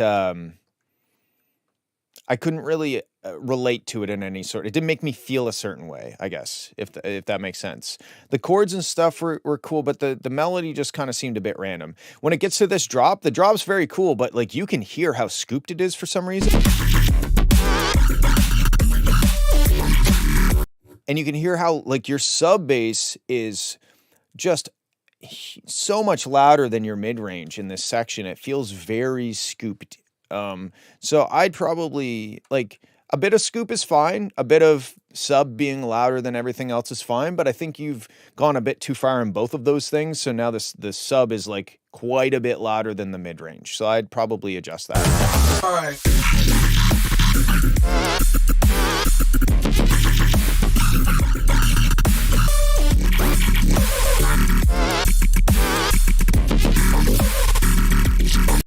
I also think that your sub being that loud is holding back the loudness of the track. The track doesn't seem that loud, I think, because your sub is really limiting how much your limiter can limit, if you know what I mean. The rest of the track, besides, if we mute the sub, so if I go and high pass the track, hold on a sec.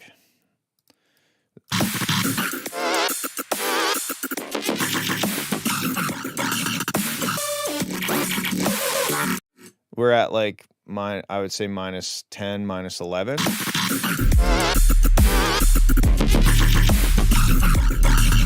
And then when you bring the sub back in, it's like, whoa. So I'd probably get the balance between the sub and the rest of the track a little bit better, because again, if I say I took this section and I take your sub bass range, turn it down a whole bunch. Now all of a sudden I can go like this.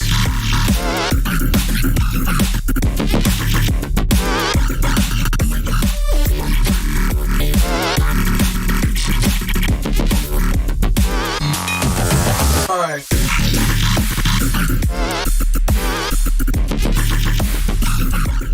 Like if you listen specifically to the snare drum and listen to how it relates to the volume of the sub, and this would only work if you have good speakers or like headphones on.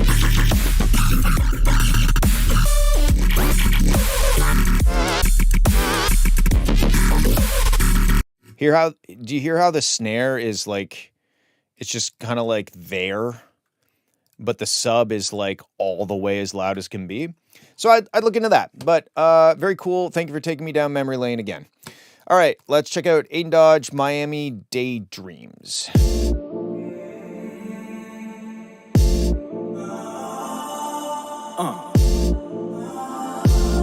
Come on. I just wanna move to Miami, find out what I can be, get an opportunity that'll lead me to the Grammy, get filthy rich and pay the money back to my family. Then I'll be dropping in a limo cause I'm candy. And just like lights, camera, action, I'll get the cameras flashing. Out of everybody in the room, I'll be what eyes are catching. Cause I'm atypical with my fashion. With a 20 carat two top is all cashing. I'll be living life like Jay-Z when I'm in my prime. And I know that it sounds crazy, but just give me time. Making waves in the industry like the ocean tide. And I'll cherish every second of this new lifestyle. I'll be selling out on every concert that I have. When the best years of my life come on and make them last. Focus on the future and forget about the past. Because all the bullshit's only gonna hold me back. Just need to focus on the good days ahead of me. And figure out what I need to do to make this happen. But will it be worth it? Is it really worth the risk to spend years in the trench? Will I recover from years of mine spent alone with no one to help? And I don't wanna know the pain, working so hard just to go unnoticed. And I don't wanna feel the rain just down on me when I'm trying to focus on the question, where did I go wrong? Too much emotion to express in this song. Don't want this path of fame to take too long before the opportunity is gone. I've come too far for this and I'll work out. Been at it way too long to give them out. Well, I've been trying so hard to break these bounds. Reality is trying to bring me down. Okay, so I like this a lot. I think the vocals are great. Some of the ad-libs had me laughing, so if that's your goal, then you've achieved it. They're kind of silly, and that's okay. I think that's okay.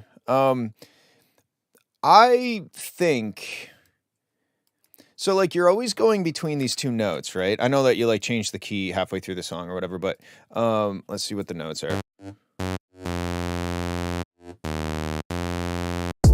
the best years of my life come on and make them last. Focus on the future and forget about the past. Because all the bullshit's only gonna hold me. What are the two notes? When the best years of my life come on and make them last. Focus on. When the best years. So I think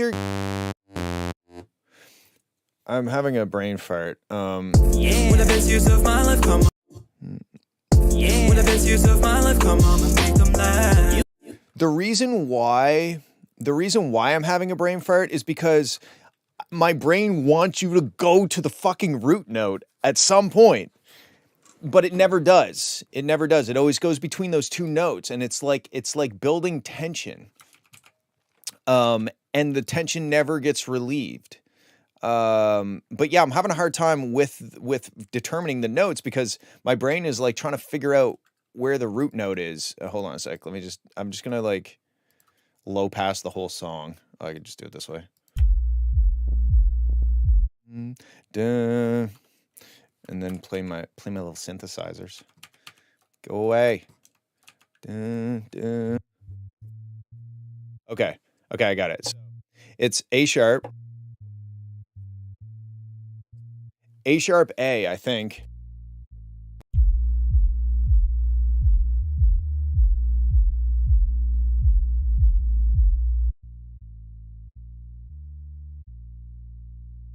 Okay, so yeah, it's A sharp, D, A sharp, A sharp, D, A sharp, A, I think. And that's, but the key of the song isn't any of those notes. The key of the song, and I might be talking to my ass here, but hang on.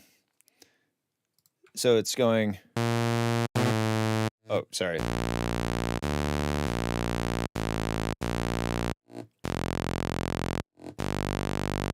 So I think the key of the song is actually G. But we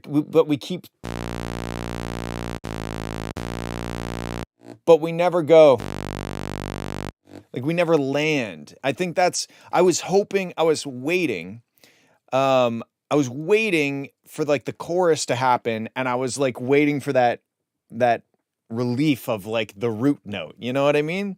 It doesn't sound bad. Like the bass notes that you're using don't sound bad, but they're building tension, building tension, building tension. And we never really get the resolve of it. We never really, I could be wrong, but I'm pretty sure the key is actually in G. Like it's G minor.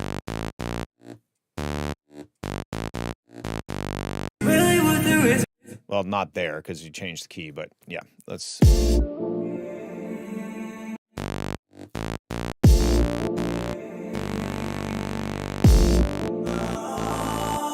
I don't know, maybe somebody that's better at music can chime in, but yeah, I don't know. I don't.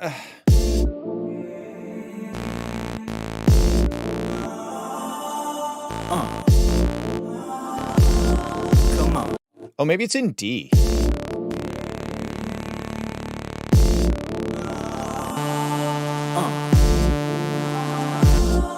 I think it's in D, but here's my point. The fact that I'm struggling to figure out what key the song is truly in is indicative of the problem. D minor, thank you. Yeah, because the bass is almost playing like, it's almost like it's playing a harmony. You know what I mean? But I keep wanting to hear.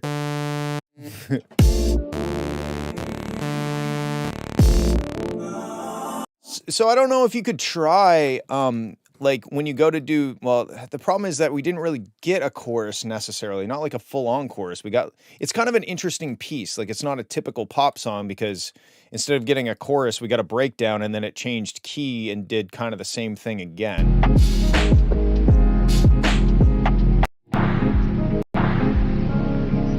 Oh, maybe here. Reality is trying to bring me down.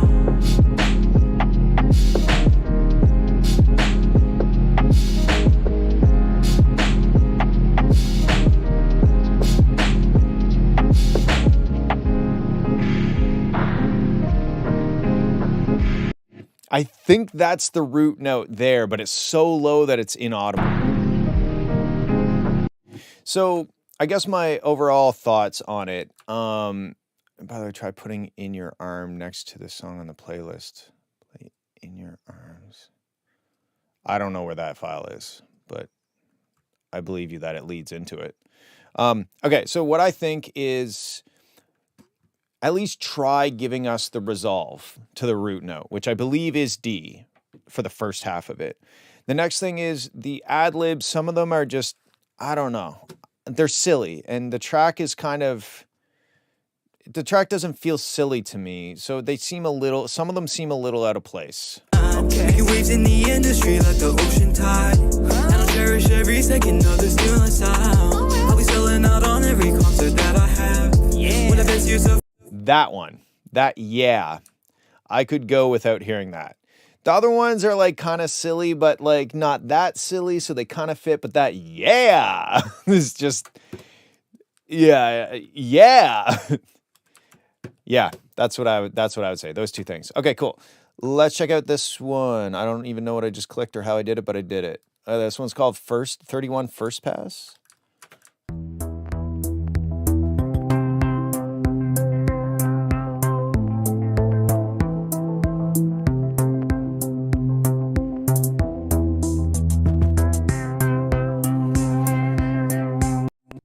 Oh, I clicked the thing.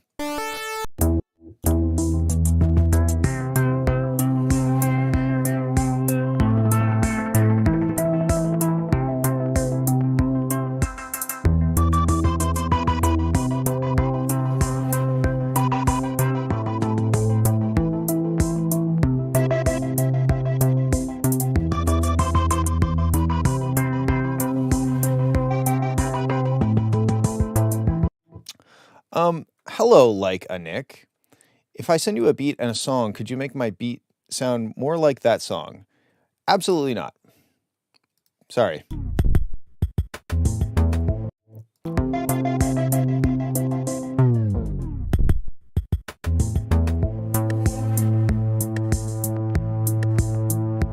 But if you send your song in, I'll tell you what I think of it. That's the value that I add. Okay, so this, I actually really dig this. This reminds me of, I can't put my finger out on it right now. It's The bass or the bass line kind of sounds like Aphex Twin. It has a bit of an Aphex Twin sound.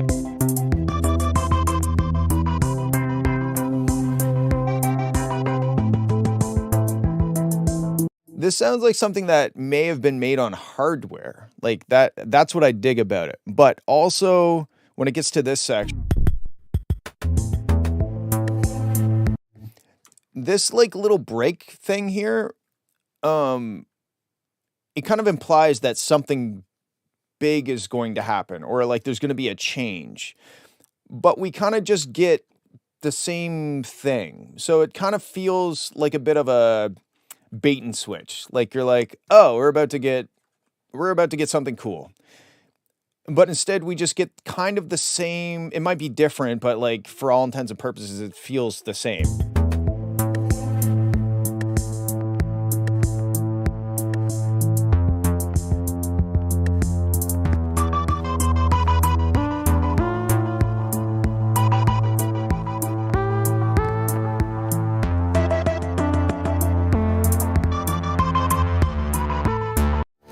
Also, your bass line, I would drop an octave. So we basically have nothing in the sub range, right? If we go to Ozone and solo the sub,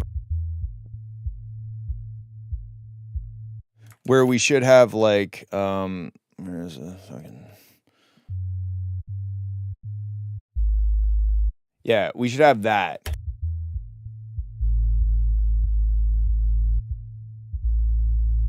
Sorry, I was playing the wrong note. Kind of sounded cool though.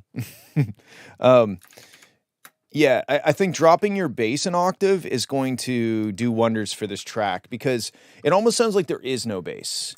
It almost sounds like the bass is just a synth playing like a synth line. I don't really get like, oh, there's the bass line.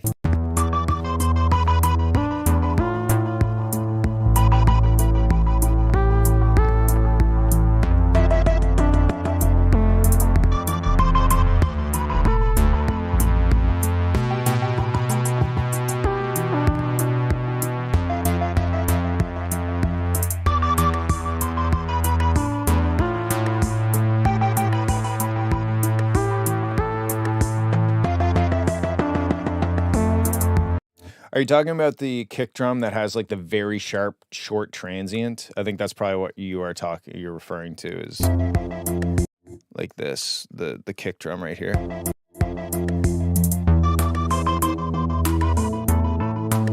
I don't really mind it, but I see where you're coming from. I mean, it could maybe be a little tamed, like the clickiness of it.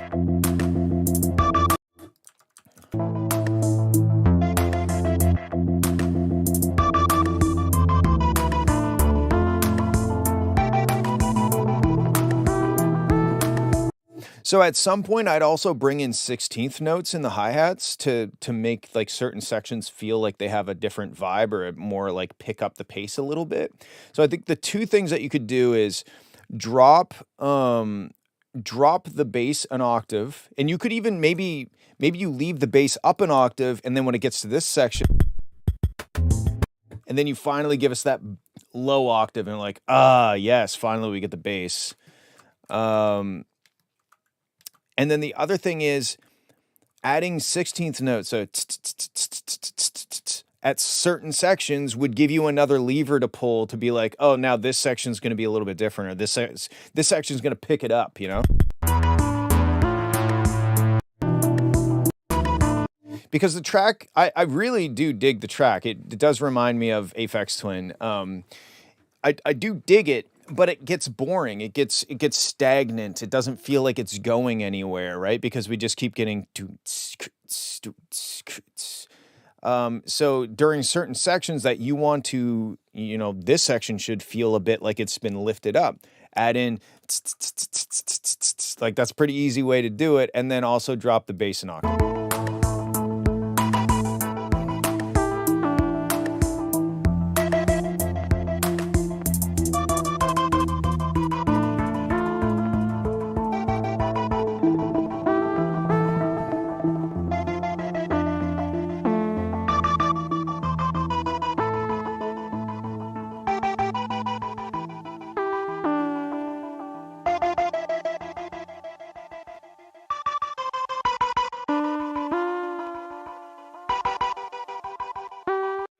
But I really do enjoy this track. I think it's very cool. The kick drum at certain moments should also have a bit more of a thum thum thum, because right now it's basically a transient, and that's like it. It's the kick drum consists of a transient. So yeah, put your bass down an octave, give the kick a bit more of a thump or a bit more low end, and drop your bass down an octave during certain moments to give some more thickness to the track, because there's not a whole lot going on down the sub range. I'm not really sure what you mean by clipping. I'm just wondering if it's maybe like a Twitch thing or like a sound card thing. I'm not...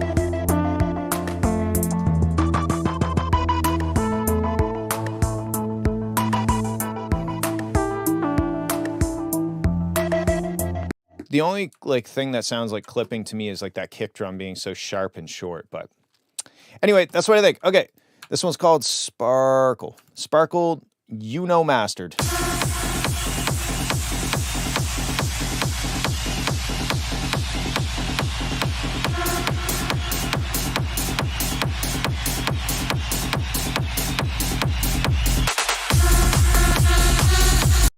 I would right here, I wouldn't lower that high pass down until when the kick hits, because it kind of gives it away a bit too soon.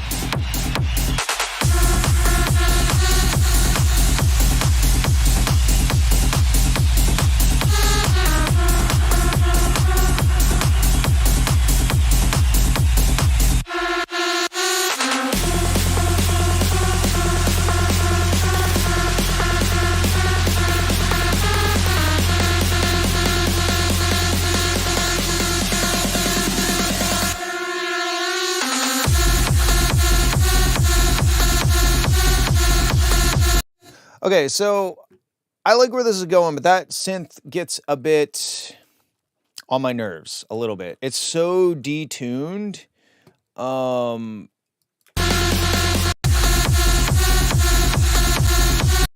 Like here's the thing. I wouldn't mind how detuned if it was just used for like the first bar of the drop and then went away and then came back and then went away. But the fact that it's there the whole time is kind of getting on my nerves a little bit. And yes, I agree that it is very, very stereo, and feels like it's not in the middle at all. I would have it more in the middle with some stereo spread as opposed to just mostly on the sides.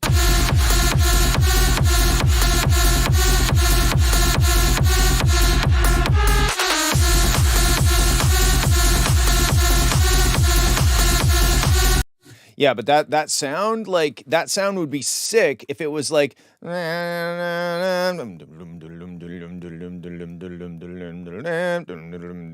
it's used a little bit more sparingly, because it's kind of a terrible sound, you know, like, and I don't mean that in a bad way. It just is a terrible sound. Yeah, I can put it in mono and show you. What am I doing? Right.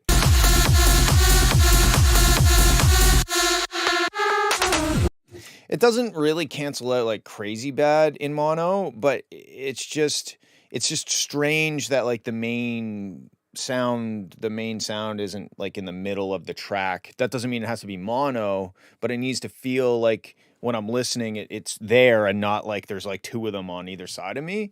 But yeah.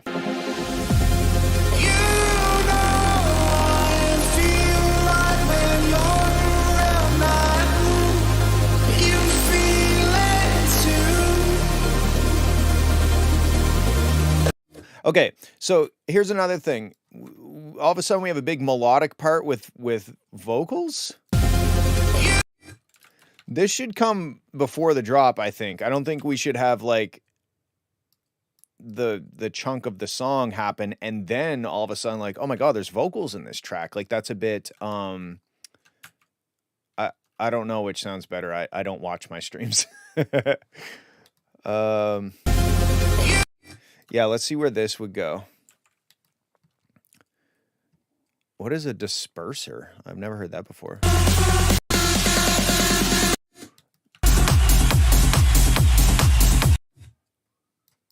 Yeah, I think this should go here.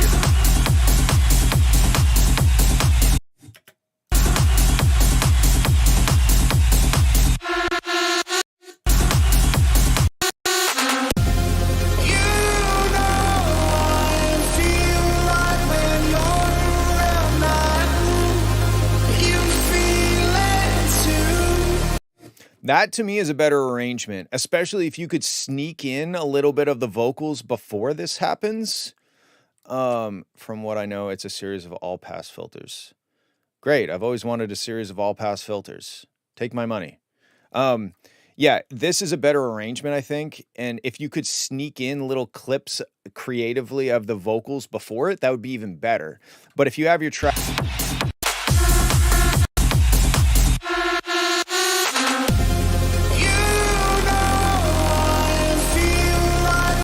Yes, do that. Please try that at least. Dude, I haven't downloaded a new plugin. No, that's not true. I downloaded a Japanese instrument plugin like 3 weeks ago to make a song for a video that we were making for Stancy's Garage. Before that, it's been years. But I also have about 1 trillion plugins, so... I have Serum too. Yeah, okay, you're right. I lied. I forgot about that.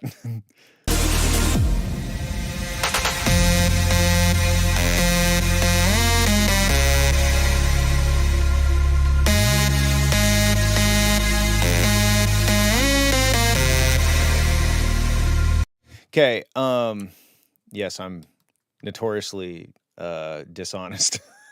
I'm actually notoriously honest, like to a fault. It's hard to be my partner.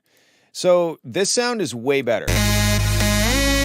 I actually think that the song is better by me just deleting this section out altogether, because this sounds dope, but the last note that you land on isn't the good note to land on.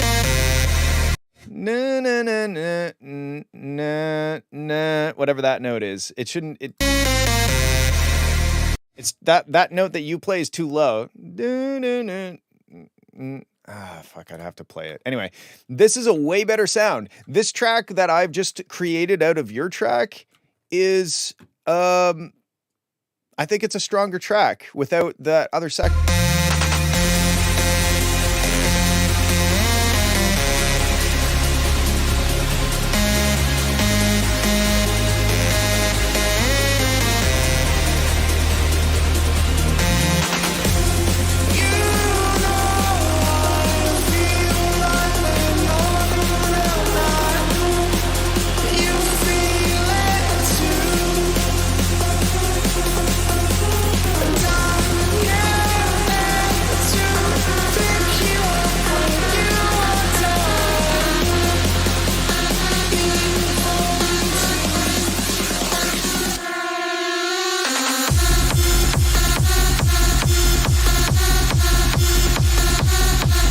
But then we're back into that sound.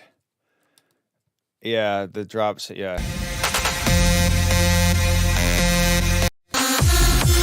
Can you like what would this synth sound like in the drop?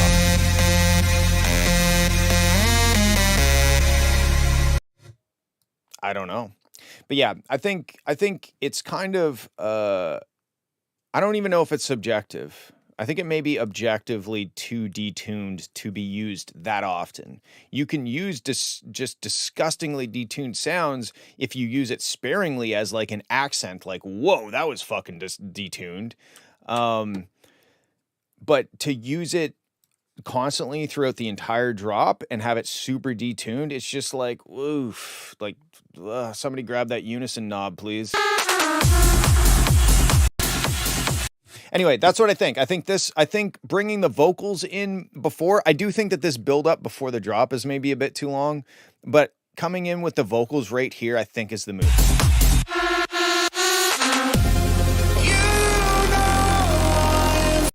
Because that's like it seems like a pretty big part of the track, and I don't think you should hold off until like after a bunch of other major things have happened to present that to us. But anyway, it's a cool rave track. You could even just try reducing the detuning on that synth. That might solve the problem. I think it's a bit much. You could also, you could automate it. Maybe it's really detuned at the start of the measure and then it quickly goes to, I don't know, you could be creative with it like that, but I just don't think you can keep it that detuned for that long. It's just too hard on the head. Okay, moving on. Coder B5. My bladder is filling up. I'm surprised I've gone this long. Okay, Coder B5. Drop feels cluttered. Now that is a descriptive title. I'm sorry that I hurt you, wasn't faithful. I wish I could turn back the times that I deserted you. I adored you. I was such a fool,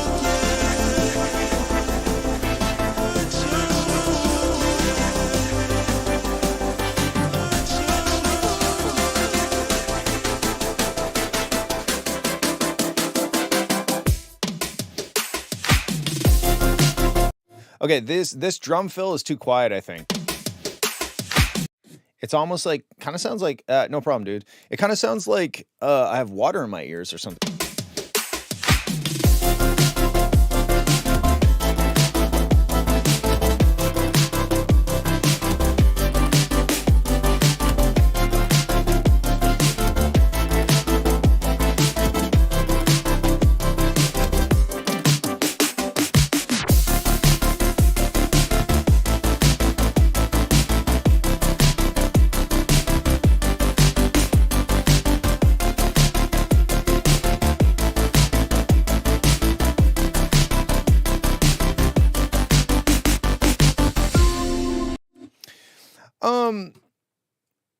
Yeah, to me the problem with this is a giant bubble on the ocean. Yeah, that's accurate. I like this drop. I like this drop a lot musically. I feel like it's lacking power. I don't think cluttered is the right word. I think it's lacking power because of all of these spaces. And I think that your the main synths doing the is very cool. I think that you shouldn't change that necessarily. But maybe the drums could provide a bit more of the power, and also maybe the sub bass could still be modulated, AM modulated like you're doing with an LFO or whatever, but it could be done to a lesser extent. So maybe like if I do this, and then I do this. Oh, that didn't work at all. So if this is the volume of your sub bass, it's kind of doing a little bit of like this, you know. So it's filling in some of the valley. It's still got the rhythm to it, the triplet thing that's happening or whatever it is. 1 2 3 1 2 3 1 2 3 1 2 3. But it's filling in a little bit of this dead space. Great game, by song Panic. Yeah, there we go. I don't know that song, but I love getting good references because it can show you what's possible and spark new ideas. Anyway, I think maybe if your sub just didn't get modulated right out of existence after each, I guess, third note. What the fuck is it called? Is it a quarter note in 3/4 timing? Anyway, whatever. Yeah, if it was just, it didn't go all the way away. And then if you had better I just don't think the drums are that great. First of all, your kick doesn't really have, I think the kick not having much of a transient is kind of a big problem, because now nothing really has a transient. Everything is round. Like the snare, you can easily see the snare because it's the only thing that doesn't round up, you know, like see your kick. So I think Raham might have been onto something with maybe the kick under the snare as well.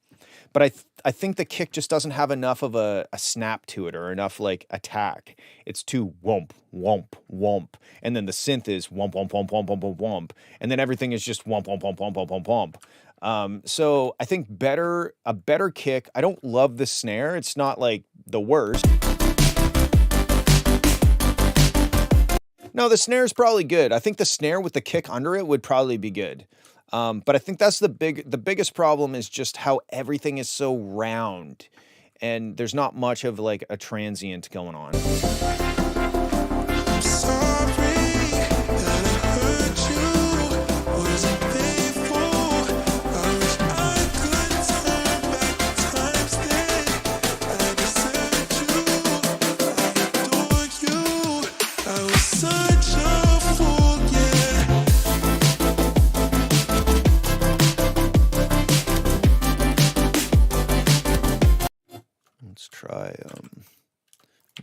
Oh, mother. Oh, that's not even the start anyway.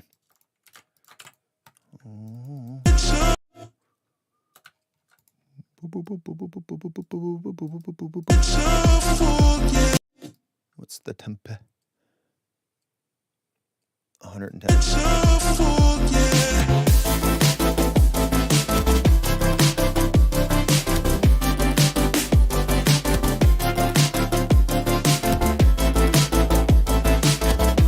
Let's just throw a kick on it. See what happens. What's the worst that could happen? Sure, we'll try this one. And then we'll throw it on every quarter note. Oh, that's not going to work there because you already did that in this side. But we'll try it over here. Let's see what it sounds like with a snappier kick. If you kind of ignore the fact that you're, well, I guess I could just sidechain your track. I think that this is going to, just having a snappier kick that goes with every quarter note is probably going to do wonders. There we go. And then I'll just kind of master it a bit harder. I'll just not master, but limit it. Oh shit, right. I don't have to, but I don't have to sidechain it the second.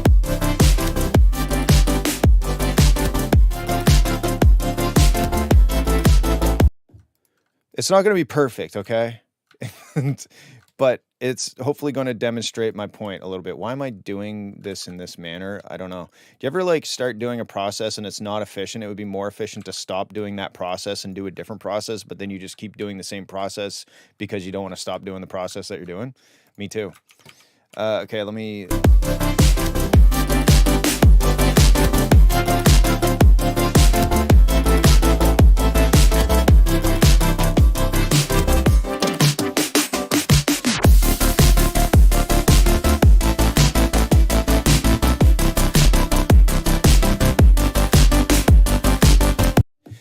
Yeah, sure.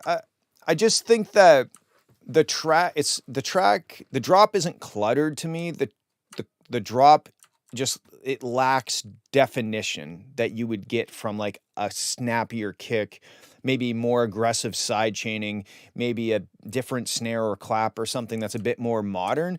Like the synths and all that stuff sound great. I don't think they really need much besides you could try that trick that I was talking about where the sub doesn't get quite as LFO'd as everything else. But the musical elements of it, the synths, all that stuff sounds great. I think it comes down to the drums of the drop that's lacking. So hopefully that gives you some ideas to try.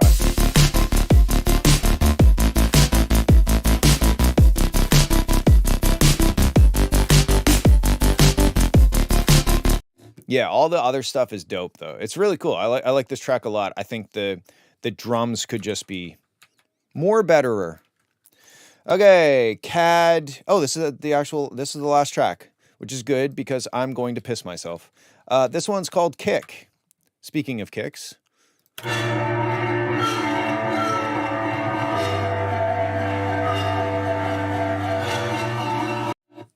Oh my God, dude, I totally forgot to grab it. Yes, thank you for there's actually two more because there's two that I forgot to grab. Thank you. I may have to pee during one of these songs, but I'm going to do my best. I forgot about that. Okay, we'll play this and I'll grab them.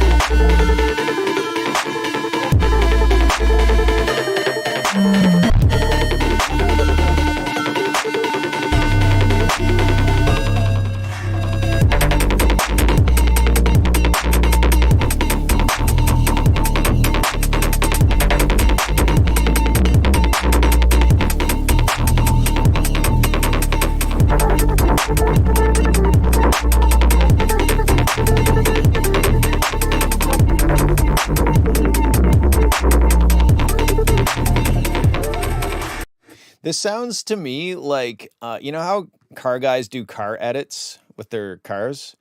Um, this sounds like a or an alien from a different planet doing a UFO edit with their UFO. It's got like an exhaust on it.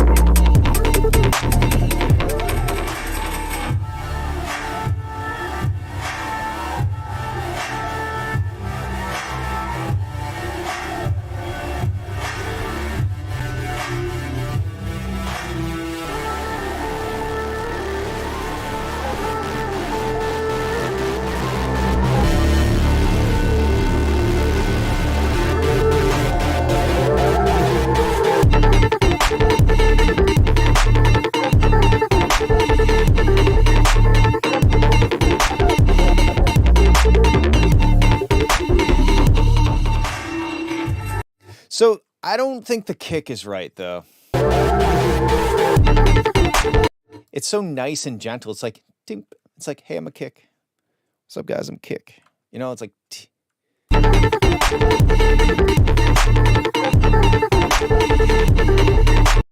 I think you should have I think you should check out Jackal. And Jackal, the producer, he makes trap stuff. He has a bunch of melodic stuff. I think most of his more recent stuff. But if you listen to like Chinchilla or oh, what's that one with Biggie Smalls sample in it?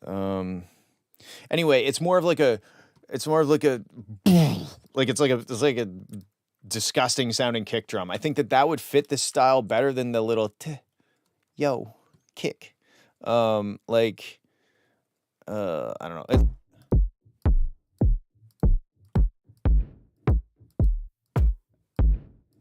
This one might actually, like, if you took this and you like distorted it or something. Let's see. I should figure out what the tempo is. Where's the fucking kick drum? Right there, maybe?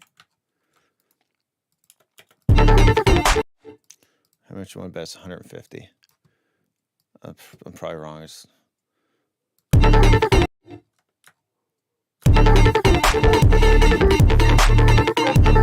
That's pretty close, though. 154? No. 155, right?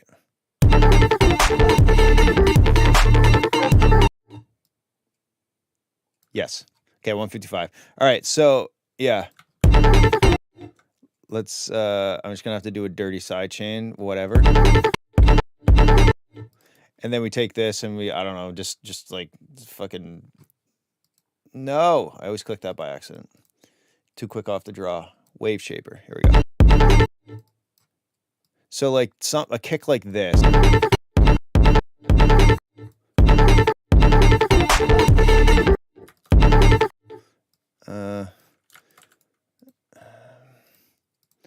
Okay, and then you might want to add something with a bit more of a transient on top of this, but I can't even really hear it that much, though. Turn yours down a bit. You know what I mean? Like a bit more dirty, disgusted, distended.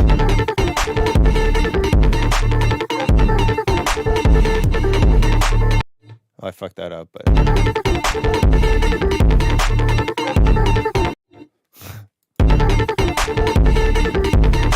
I can't get the right kick, but anyway.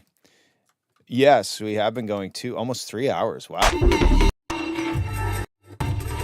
So the only other thing I have for this one, the kick, the kick drum is definitely, I think, could be better. More of like a trap style kick and less of just a little, just a couple, 2 tracks left, Raham. And that detune, I probably copy paste my notes from the other detune thing. It's okay to use that, but I think holding it on sustained for long periods of time is a bit hard on the ears. So maybe ding doom doom doom doom doom, you know, something like that. That it's not just constantly playing the detune sound. Those are my 2 thoughts. Okay, I'm gonna check out Poison V2. I have it on slide mode by accident, which is cool, I guess. Let's have a listen.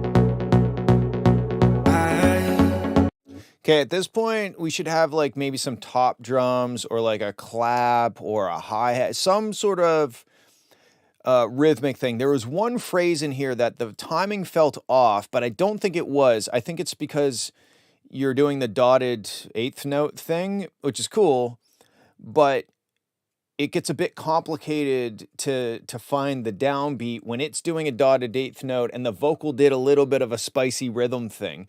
So having like a even just like a very subtle like top drum thing or something like that would, and I agree with Raham too, especially at the start, because it's just like we're just straight up listening to Serum. So having the plucks, but also having some soundscape happening is that's a good call, Raham. And even when the vocals start, you could even have like a little high passed kick drum. I don't know why you wouldn't, honestly. I don't know, is it 128?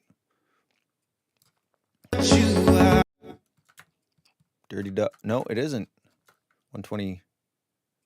Oh, 123. Oh, just the math worked out funny. Okay.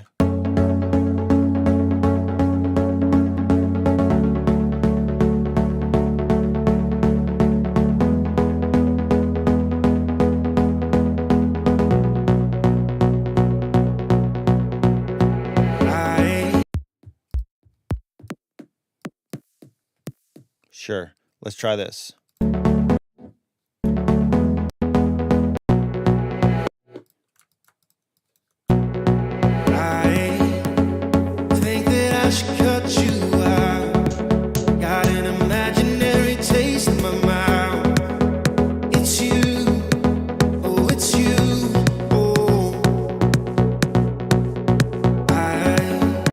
And then here, when the strings come in, just like a simple fucking, just like a, sure, whatever. This isn't a good hi-hat, but whatever. I think that I should let you go. I'm just somebody that you'll never know. But it's you, oh, it's you, oh, oh. You are poison, baby. Got you in my head, in my veins. It's like poison, baby. You're a forest fire in my brain. You are poison, baby. Got you in poison, baby. You're a forest fire in my brain. You are poison, baby. Got you in my head, in my veins. It's like poison, baby. You're a forest fire in my brain. It's like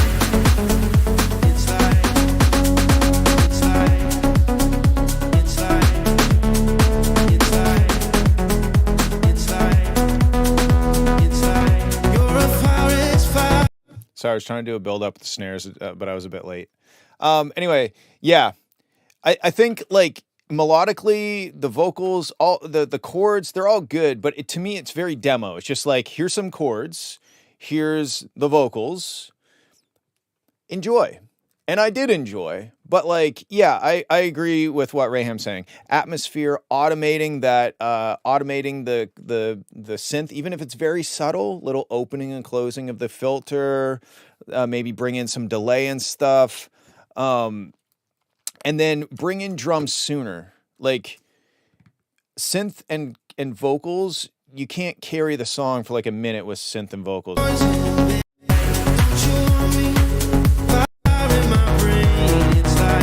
And yeah, building up with a swell, with snare roll, just kind of the typical kind of house music shit.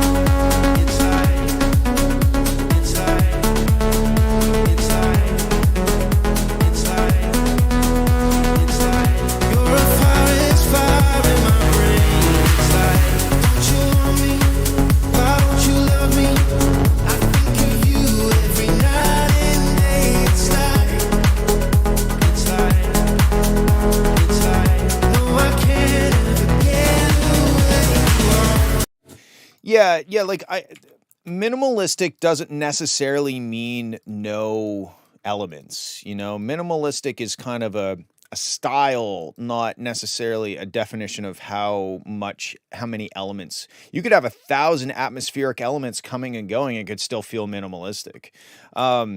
But I think this is like very down the same lane as camel fat stuff, and I'm sure you must like them because this sounds very much their style, right? Like this sounds like the same kind of style as them.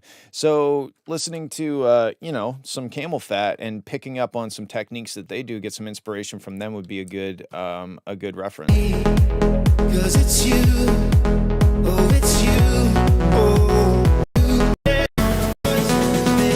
Does the vocal just go the whole? You're a fire in my brain. You're a fire.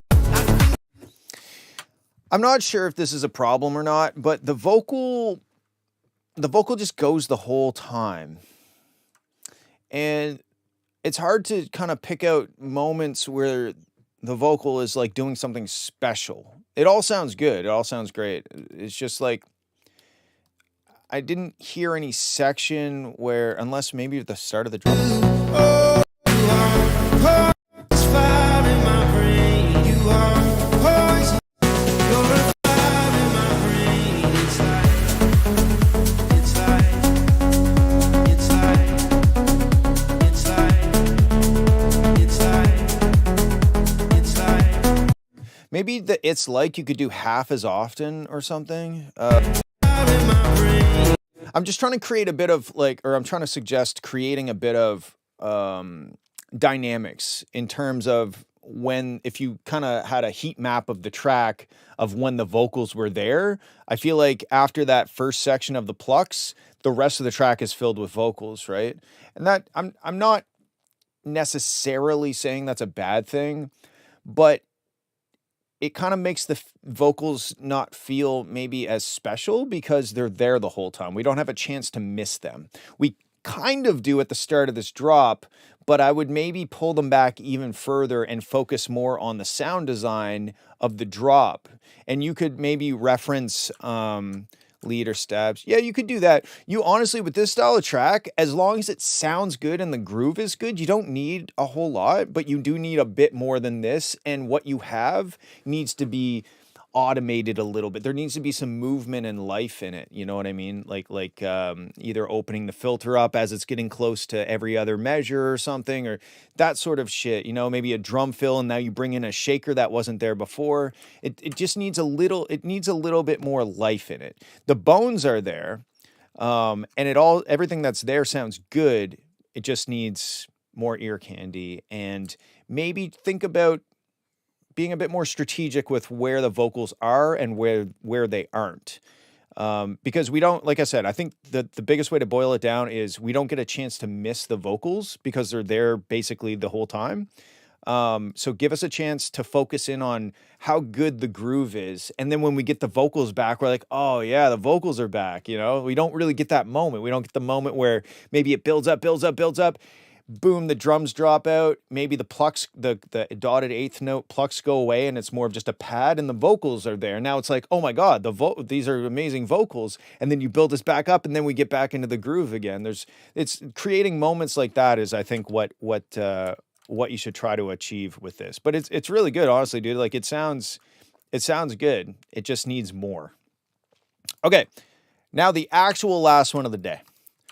And yes, I agree. Collect a bunch of references. I think camel fat is like the obvious reference here. There's probably way more, but oh my God, that looks like a loud sound. Let's have a listen. This one's called Talk of the Town.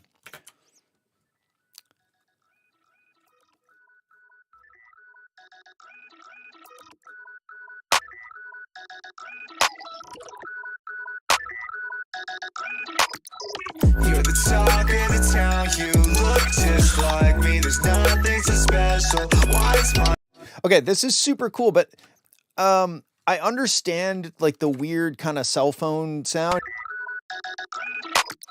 You're the talk. But I would start the track like kind of like that.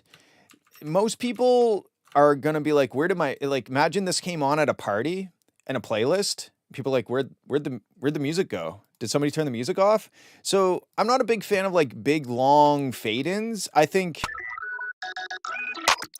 You're the talk of the town, you look just like me. There's nothing so special. Why is my mind seeing everything nobody else will see? Please, it's so hard to be right. And I'll finally take my stand when I'm fading. I know my heart's going up and I'm changing. the crazy color-based stuff is kind of getting in the way of the vocals here. It wasn't so bad back here. Talk of the town, you look just like me. There's nothing But as we're getting closer and you're adding more elements, the vocals are kind of getting smothered. going up and I'm changing. My mind's insane and who else I can blame me if I can't live out my life.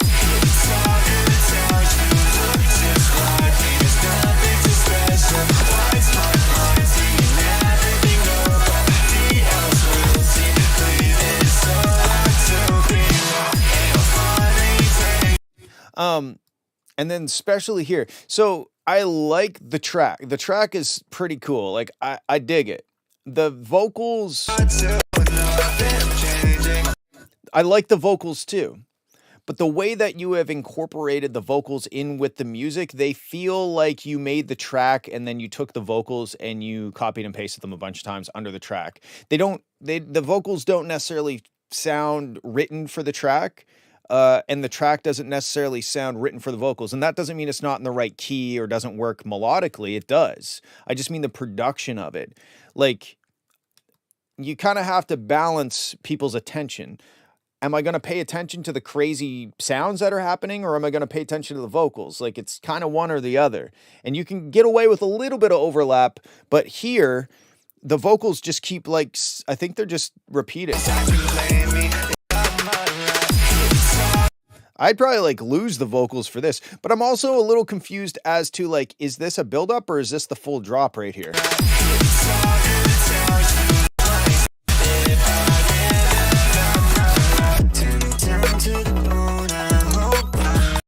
me see what the fucking tempo is. Hold on. It's cool though. I do really like this track. It's very unique. What are we, 145 maybe? You're the talk of the town, you look just like me. There's nothing.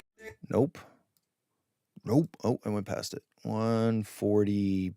You're the talk of the town, you look just like me. There's nothing so special. Why is my mind seeing everything nobody else will see? Please, it's so hard to be right. Turn me down to the bone. I hope I'm nothing. The skin that's on me, it grows so slowly. The tear on my face, and think I'm only staying for one more day. I try to find what they wanted. I'm trying to find like a section that's a bit of a breakdown.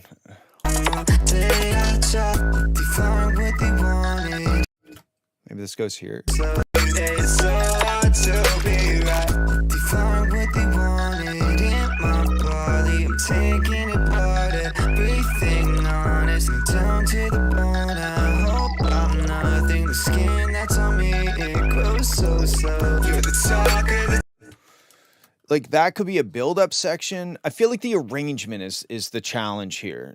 To arrange this in a way that builds up with the vocals. So the vocals did their thing, builds up, hits a drop, and the vocals are maybe being used as like a chopped up vocally cool thing, but not just keep the singer shouldn't just keep singing over top of like dun dun dun dun, like when it goes nuts. You're the talk of the town, you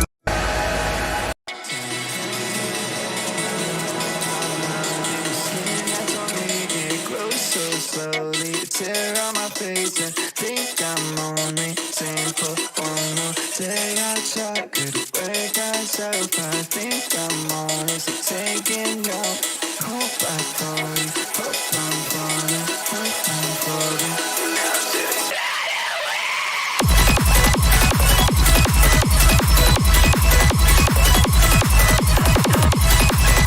Wow. So it's this track is a bit challenging for me. I like I like a lot of the stuff, but I don't think that it's been put together in a way that tells a story. It doesn't sound like it's been put together in a strategic way that gets me excited, smacks me with some crazy shit like this, and then goes back to the vocals, makes me feel emotional, then starts to get me excited again. Oh, things are happening. Build, build, build, build, and then hits me.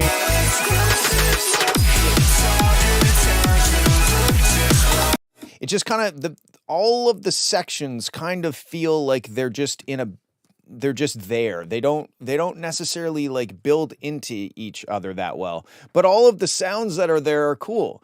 So I think production wise, you've done a pretty good job at the production of it. The arrangement is the problem. Hey Corey, yeah, I do this every Friday, but I've been doing it for 3 hours now, and this is the last song for today. But I do it every Friday, so if you want to hop on the server, and also people share music on the Discord server throughout the week as well.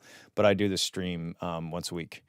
Anyway, so yeah, I think production-wise, this track is sick, but arrangement-wise, you got to rethink how you're going to tell the story, and you need to treat the vocals and all of the other crazy stuff almost mutually exclusive. You could have the vocals be the focus, or you could have the crazy color-based sound design production stuff as the focus, but you can't really have them both at the same time, because we only have one brain. If we had two brains, maybe, and maybe someday we will have two brains, and maybe, what's it called? Neuralink? Maybe Neuralink will allow us to focus on two things at the same time. Multi-thread. When are they going to release multi-thread for the human brain? Anyway, sorry, I didn't mean to like skip through your song. It is very cool. I have to pee very bad, and I have to leave my studio very soon. But that's what I think about this track. I think the melody is sick. Sound design is sick. The mix and the production's pretty good. This got a little bit... I don't really drink anymore, Raham. Sometimes I'll have a gin and tonic, and it has a little lime slice on the side and a straw sticking out. And sometimes I don't know about drinking out of the straw. I feel like it makes me look a little dainty. But then I realize I don't really care if I look dainty, so I drink out of the straw. Anyway, yeah. I feel like I've said the same thing about this track 7 times. So, okay, that's it. That's it for this week. Where is this? Oh, there we go.